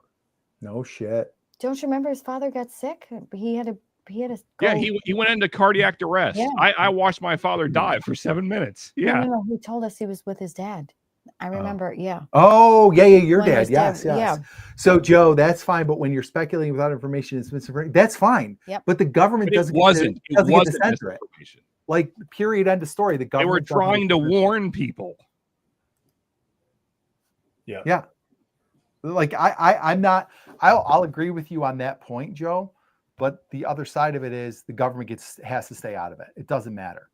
And we have testimony and this. I don't know if it's the House or the Senate. I think Jim Jordan's a rep, right? House of Representatives. I don't know, but whatever House put this out, we have testimony proving the Biden information was directly pressuring these companies to silence people, and that is censorship, and that is a First Amendment violation. 100%. Period. End of story. Sean, you're right. And that's terrible. I have a personal story. I'm not going to share it, but I hate to hear yours. I didn't hear it before. But you're right. I mean, what we're talking about is government overreach. Mm-hmm. It was government overreach. And I didn't know that until tonight, but I'm open-minded. And so if Brian says there's proof, I'm going to believe Brian because he's somebody I trust. So there's proof that the administration pressured the FCC to pressure ABC, then that's not okay. Even if it's convenient for it to be okay, because I might side a little bit more center right than center left. But I can say that that's not okay. And so again, we're trying to model the right behavior here when there are disagreements and there are different points of view. It's also not okay when the Biden administration misled the public with something that is so center to existing, and that's our health. Yes. And now you have to go into multiple rabbit holes of money and Pfizer and trillions of dollars being made and Bill Gates wanting to depopulize the world. That's a whole different rabbit hole on why that might be the case. And we're not going to talk about that tonight, but it's not the government's place to force that on us. Correct. And it's also not the government's place to use political influence and judges to go after candidates that they don't like. So let's be honest. I mean, the Biden administration targeted President Trump, Trump or not, they targeted him like it's never been targeted before. You've never seen anything like it before. And I kind of sound like Trump, and I hate that. That makes me cringe.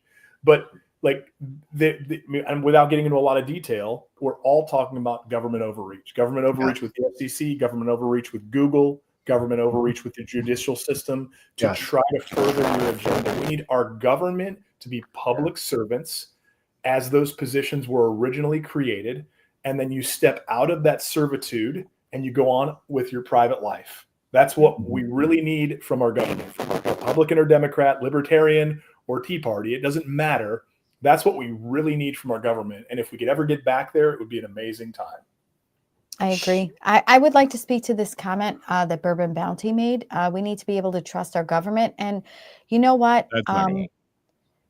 What did he say? He said that's not going to happen. No, I know. But you know what? I really want to say is my position. My official position is fuck them, Bobby. I'm sorry, really, Jody. Go ahead. Oh, I really did. I really, really did. During COVID. Oh, I know you did. I listened, I watched the news, and I was 100% in on whatever was happening on the news.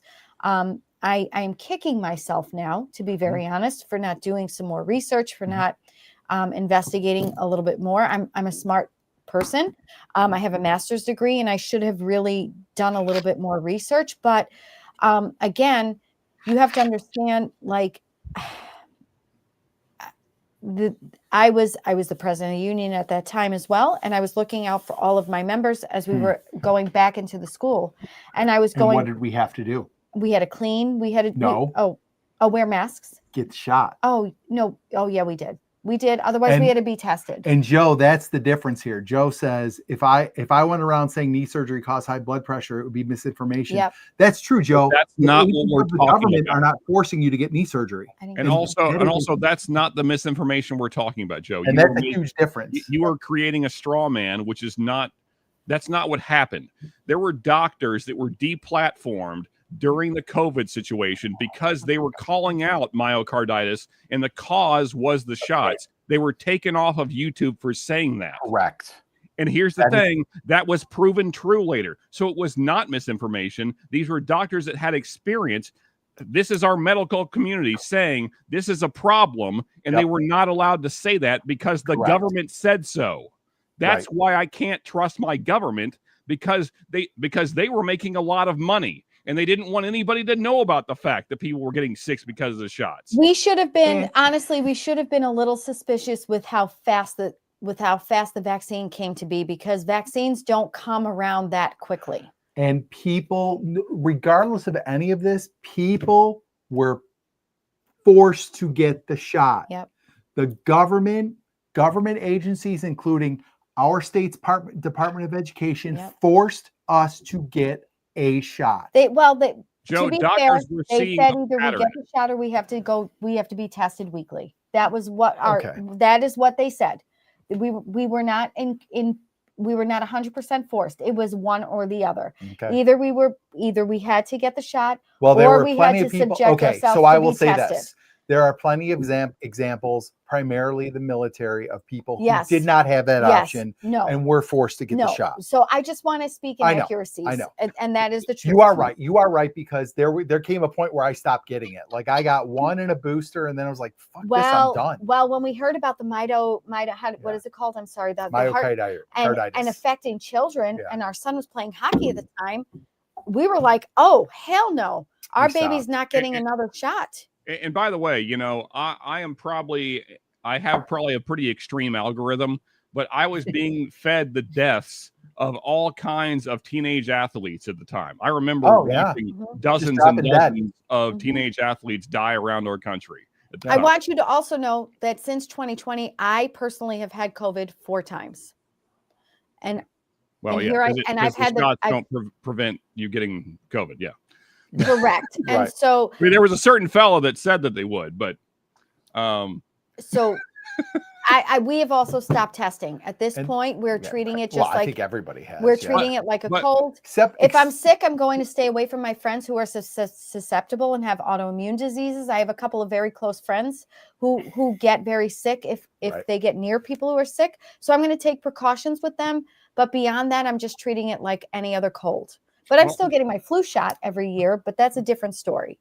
But, but no more COVID shots for here's me. my overall problem, and it's all the same subject. Honestly, it relates to everything we've talked about tonight. When we shut down discussion because someone decides, whether it be the government or anybody else, when someone decides you can't talk about this, then we don't move forward as a country because we don't decide, is this a good thing or bad thing? Is this true or false? Because we're not talking about it because someone decided that you can't. You can't. Yeah. And it's taboo if you do, and you are the asshole if you are the one that goes against the popular conversation starter. And that was my issue with this whole Google situation and with everything we went through with COVID, is that people were pointing out, hey, this might be a problem. They were deplatformed, so they no longer had a voice. So then we couldn't talk about it. I mean, I remember a time when basically everyone that was on social media couldn't even say the word COVID. They would use other words. I mean, you remember, like, everybody was using like the code. Yeah, everybody was using code words for COVID because you couldn't even say it because the algorithm would like shut you down. Like, when we're at that point, we have real problems. We can't even talk about the thing we're going through. We can't talk about symptoms that maybe we're having because someone decided you can't talk about that. Yep. And it wasn't just someone, it was the government. And that is right there, First Amendment problem. Yes. Period. And that's my issue. Like, this should not be a left-right issue.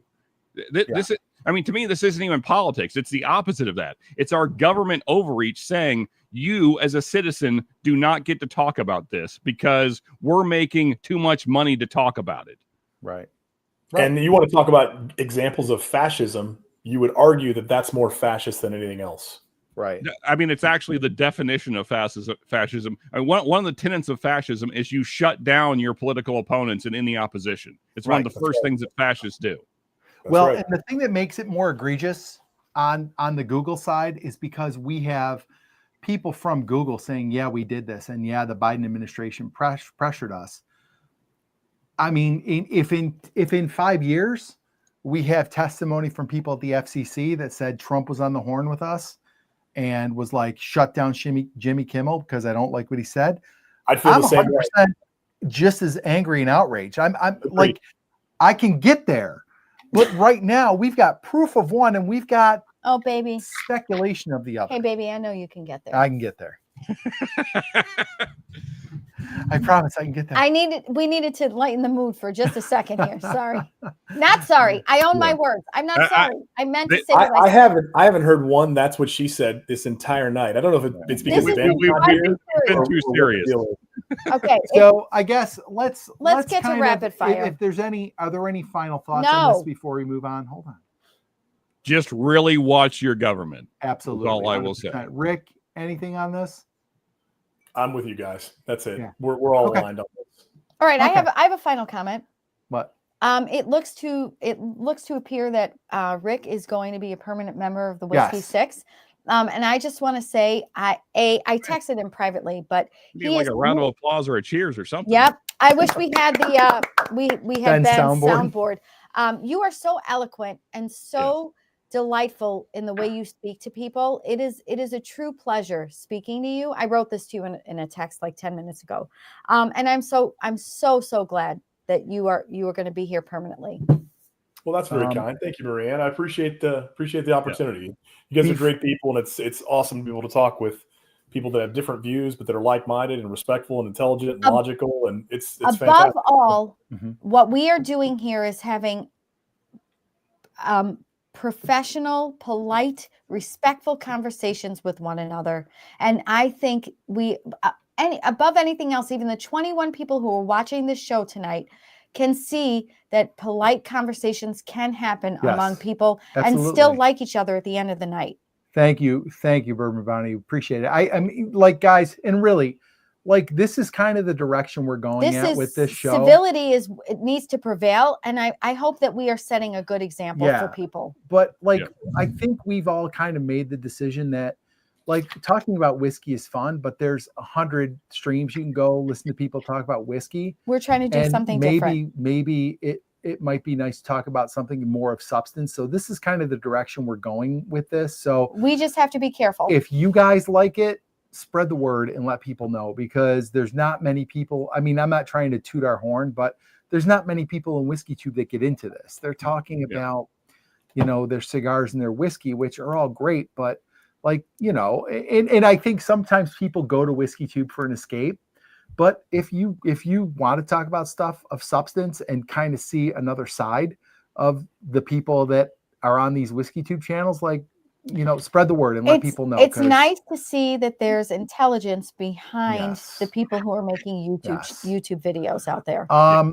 So one thing, Brian, because we haven't mentioned it tonight, and I almost forgot until it just popped back in my brain. We have an announcement to make tonight, right? Yes, we do. Brian was just fishing around for it. Here we go. You guys, I have such a great rapid fire. There it is.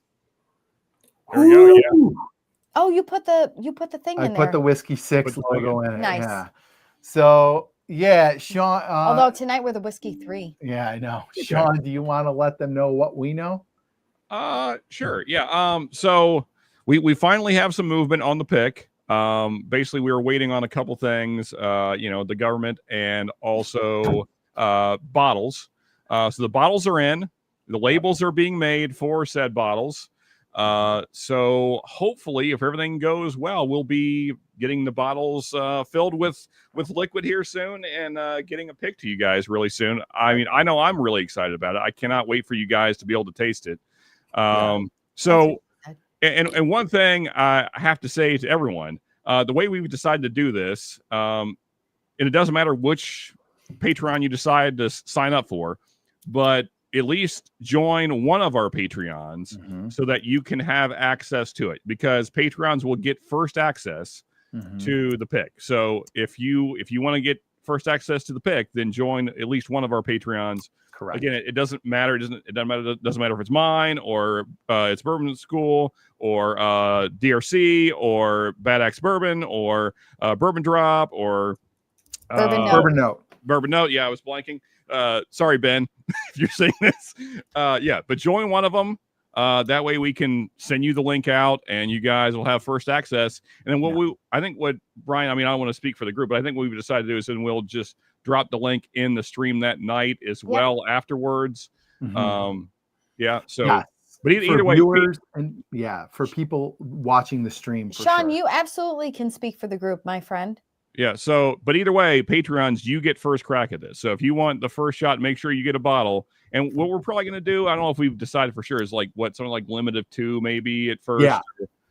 So we'll probably do limit of 2 at first. And so if you're not a Patreon of one of us right now, then definitely sign up, because the pick is definitely coming now. I know it's been a long time coming and there's been a lot of delays, but it's finally on its way. Hopefully we'll be getting bottled soon.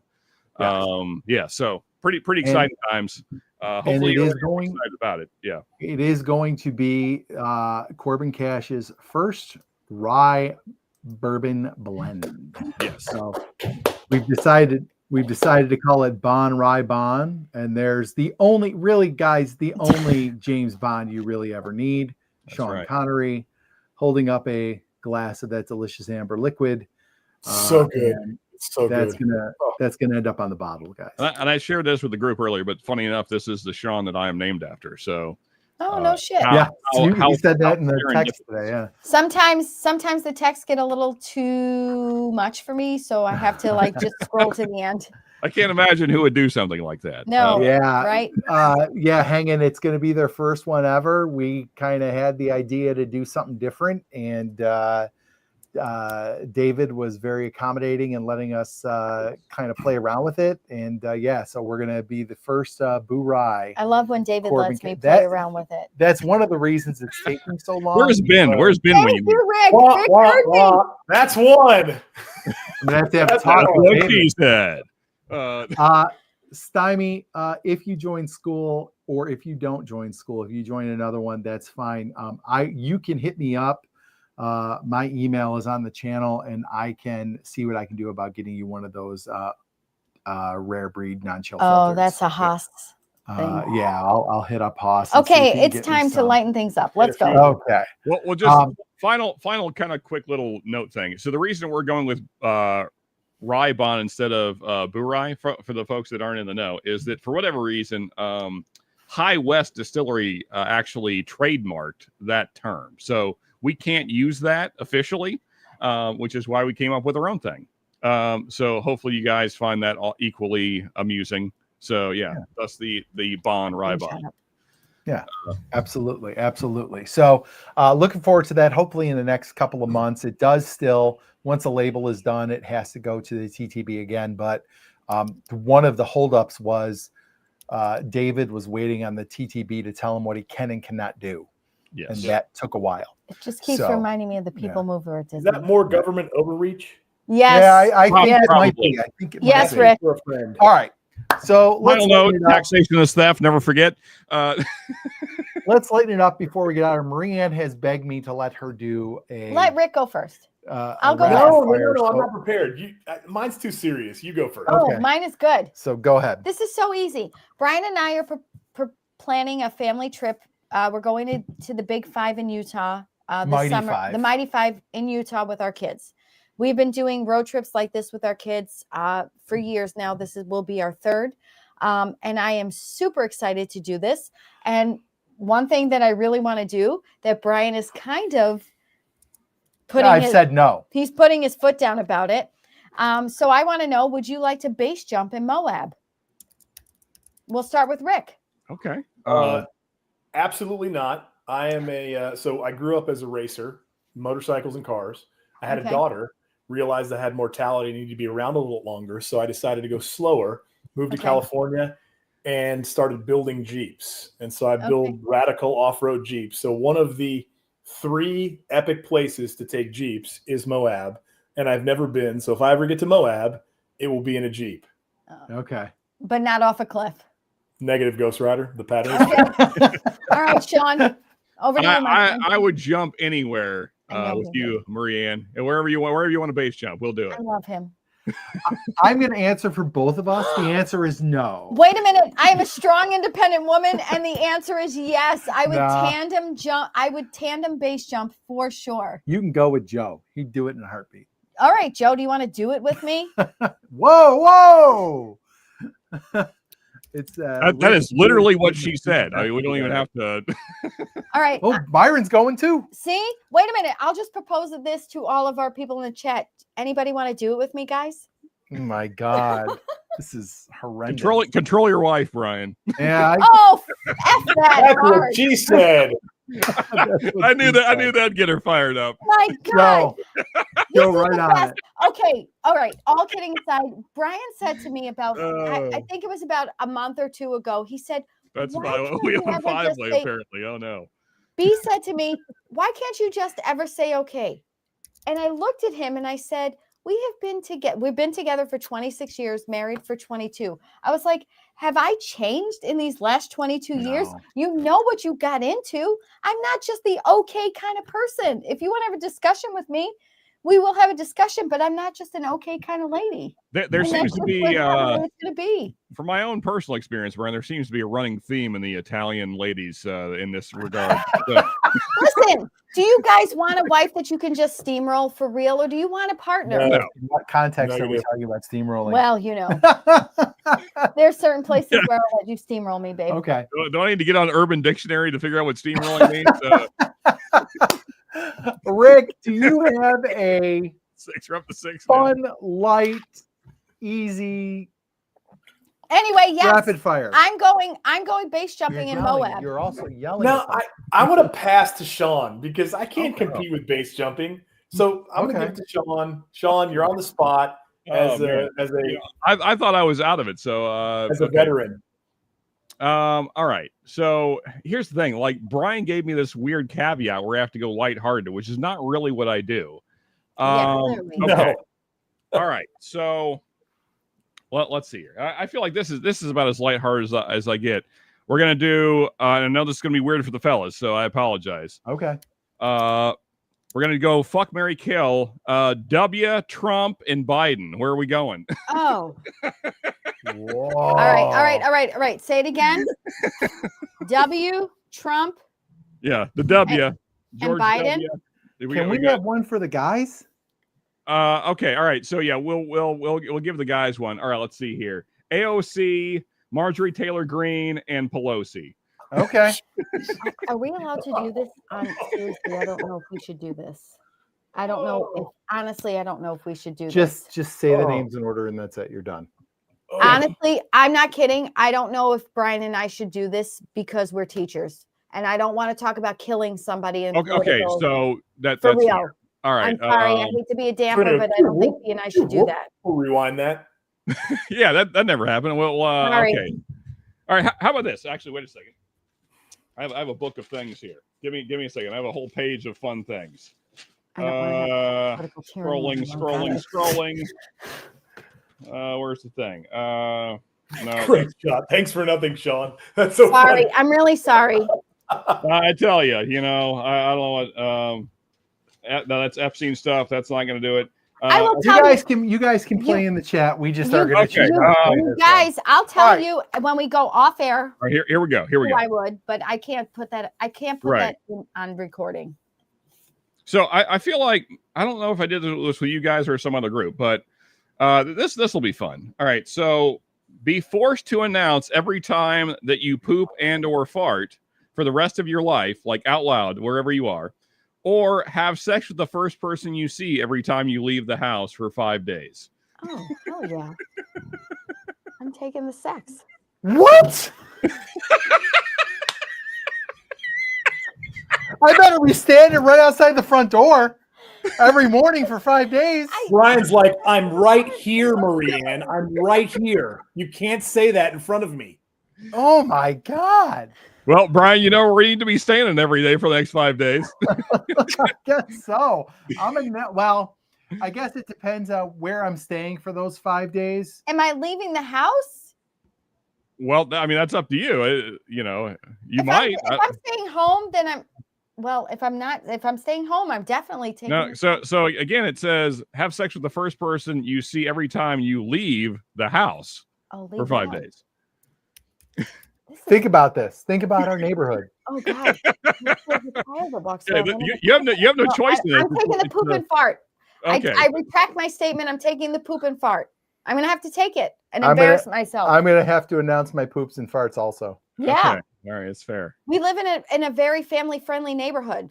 I retract my initial statement. Jody's right though. She did say I'm taking the sex. She did. No, seriously, Jody. I'm just a middleman here. I bring whatever. Rick, what are you doing? This is the worst rapid fire ever. Terrible. This is a real you were under pressure. Like I couldn't have done better. So I'm not going to throw stones from a glass house. But it's fair. Yeah, it's fair. Definitely the fecal announcement. Poop and fart. I think I as well, just given what I know about my neighborhood, it's unlikely I'm going to see someone 5 days in a row that I would be willing to have sex with. So, so I'm going to be announcing pooping and farting. So, yeah. We live very boring lives to some degree, I guess, but oh well. Yeah, that's all right. Oh God. Yeah, I'm with you. Let's wrap it up here. Rick. One time I have to do it. Rick. I didn't even see you there. Rick. Okay. I have more if you like. No, you save them. These are horrible. Horrible choices. After I've had 2.5 pours of bourbon, shame on you for asking me these questions. Said you're classing up this whole dang chat up, if I'm honest. Thank you. It's true. It's true. Somebody has to. Thank you. Cran said, nope, UPS guy delivers enough packages in this neighborhood. All right. Well, I'm taking the sex if it's a UPS guy. What? My God. Now you know what to watch out right there. Okay, let's end this. Rick, are you making content on your channel? You got anything coming up? Oh, he's making content. Oh, Jesus. Oh, my. I don't know what's happening.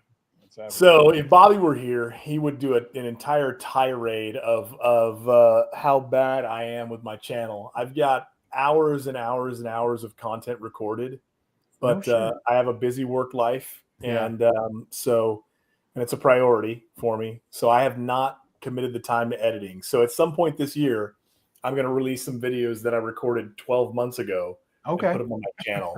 Cool. But the closest thing that you can expect to see is live streams with Bobby and I doing like a duet, and so I think he's going to do one with Parker since he's home soon. I may go and, kind of drop in on that.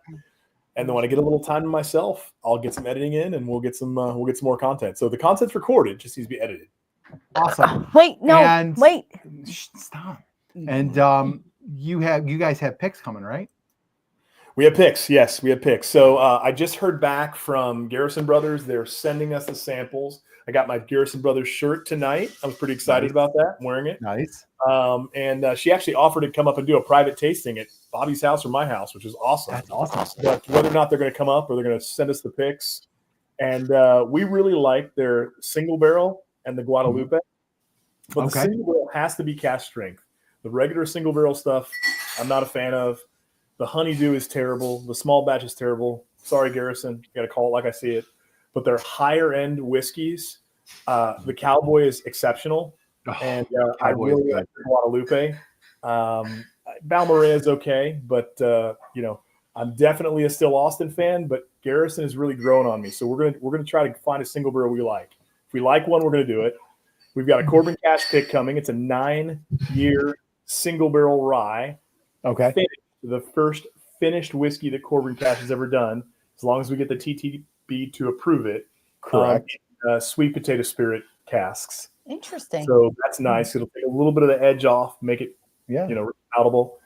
And we're looking at Pursuit, and then certainly Sabbatical. We love Sabbatical because they're right down the street, and they're great people. So we got some things coming. Awesome. And then what is the I know the Balmoral is the double oaked, right? What is the Guadalupe? Yes. Where's my Guadalupe? Are you right here? Yeah. This is a port cast finish, and it's 107. It's 107. And I'm actually not a big port cast guy. Sabbatical's got one of the best port finish that I've ever had. The batch 5 is exceptional, but this Garrison is delicious. Now, Bobby went out to Sabbatical for like a local meetup, and a couple of the guys came and met him. He grabbed a couple of the bottles I had. He grabbed a couple of his bottles, and they tasted them. And they actually liked the barrel strength single barrel better than the Guadalupe. Bobby and I like the Guadalupe better. So it'll be interesting to see which barrels we get from Garrison when it comes to the single barrels. Cool. That's awesome. Yeah, exciting. Cool stuff. All right. I have one thing to say. Well, I want to get this show. Yeah, I will. Rick, Yes. own your words, buddy. Listen, you don't have to say I'm sorry, but I am telling people all the time from now on, if you're going to say something, this is my new stance. This is their new soapbox. Yeah. It is. If you want to say something, you do not have to say I'm sorry, but you just Did I say say what you that? want to say, buddy, and just get going with it. You do not have to apologize for the things you want to say. That's right. We're 10 toes down on freedom of speech over here. Absolutely. Sean, you streaming this weekend? Yeah, probably. I haven't decided what I'm doing, but yeah, I'll probably be streaming. Yeah, Saturday night, 9 p.m. Eastern. I'll be live. Yeah, so right on. All right, and we, I don't know what we have going on. We've got a review Monday. We've got a video Wednesday so a couple weeks ago. Lauren came and filmed. Yeah. But this is the video I just did. Also, before we shut down, I have to say hello to Delan. I've been meaning to all night, and I keep seeing his comments and not saying hello. So, Delan, glad to see you, buddy. It's been a while, so happy to see you. Yeah, it's been a while, Delan. And by the way, Delan, so he's Whiskey Nature here, so go subscribe to that channel. But we've also got Delan's, I think it's like Delan's woodworking designs, amazing stuff he makes on that channel. So go check that one out too. Everyone loves to watch Delan work his wood. It's absolutely universally agreed upon. Yes, Sean. So we've got a video. I did a video a few weeks ago. Lauren and I did about bottles that aren't as good as they used to be. And I kind of shit on 5 bottles. And then I thought maybe we should do a follow-up where we talk about like, here's what you can replace them with. So that'll be coming next Wednesday. Then we'll do Whiskey 6 in 2 more weeks. We're going to have coming up, we're going to do a live with the folks from Black Fork Farms. We're going to be on a live with Walt and Tina from what's Adventures? Adventures in, I don't know. I can't remember the name. It's failing me right now, but we're going to be on their channel. Yep. I can't remember. We're also supposed to be on a live with Doc on Old Fashioned Way. So we're going to do trivia with them. People where we're going. No. So we've got some exciting things happening. And again, all of us have a Patreon. And if you want to be first in line for our Corbin Cash pick, make sure you join one of our Patreons. We have all kinds of levels, all kinds of perks. Are the links in our description box tonight, Brian? No, but I will add them. How about anybody with a Oh, wrench? there's Bobby. Bobby's here. Anybody with a wrench, feel free to drop our Patreons. Also, we have Bobby. Look at that. Hey, Bobby. Hi, Bobby. Brother Bobby. Better late than never, right? Yeah. Kind of. Maybe. Well, Bobby, I think we need some axe hits to the table. We got the pick coming. Finally, Dude, it's coming. right? 4, 5, 6. There we go. Yeah. Dang! Oh my gosh! Well, Man. welcome, Bobby. You came just as we were saying good night. So before right. we get out of here, what do you got coming up, brother? Rick told us about all the picks. I got some videos banked. I have some hunt videos, some Cool. regular videos. Bottle Right. shop's always open, so there's that. All right. Awesome. Baby Oh, Bad hey, Axe is Bobby. here, so he'll be live streaming with me soon. Oh, nice. Nice. Bobby, tell me them join about the Air the High Force, and Bobby. Wicked Judge that you just bought and we tasted. dude. It was freaking amazing. You guys Oh, had the that High- before? You guys had High and Wicked? High and I have Wicked the not had Judge? High and Wicked. 14 It years? was awesome. Dude, it's incredible. You know what else Bobby, is? I was about 35 minutes late because our son is in the Civil Air Patrol. Okay, cool. Yep, he's looking to go to a college that has Air Force ROTC, and he wants to go into the Air Force when he's done. So, Right on.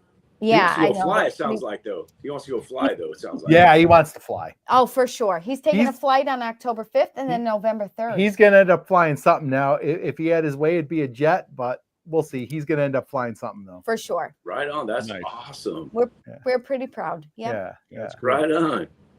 Did, All right, did I miss guys. a good one? What's up? What? Did I miss a good one?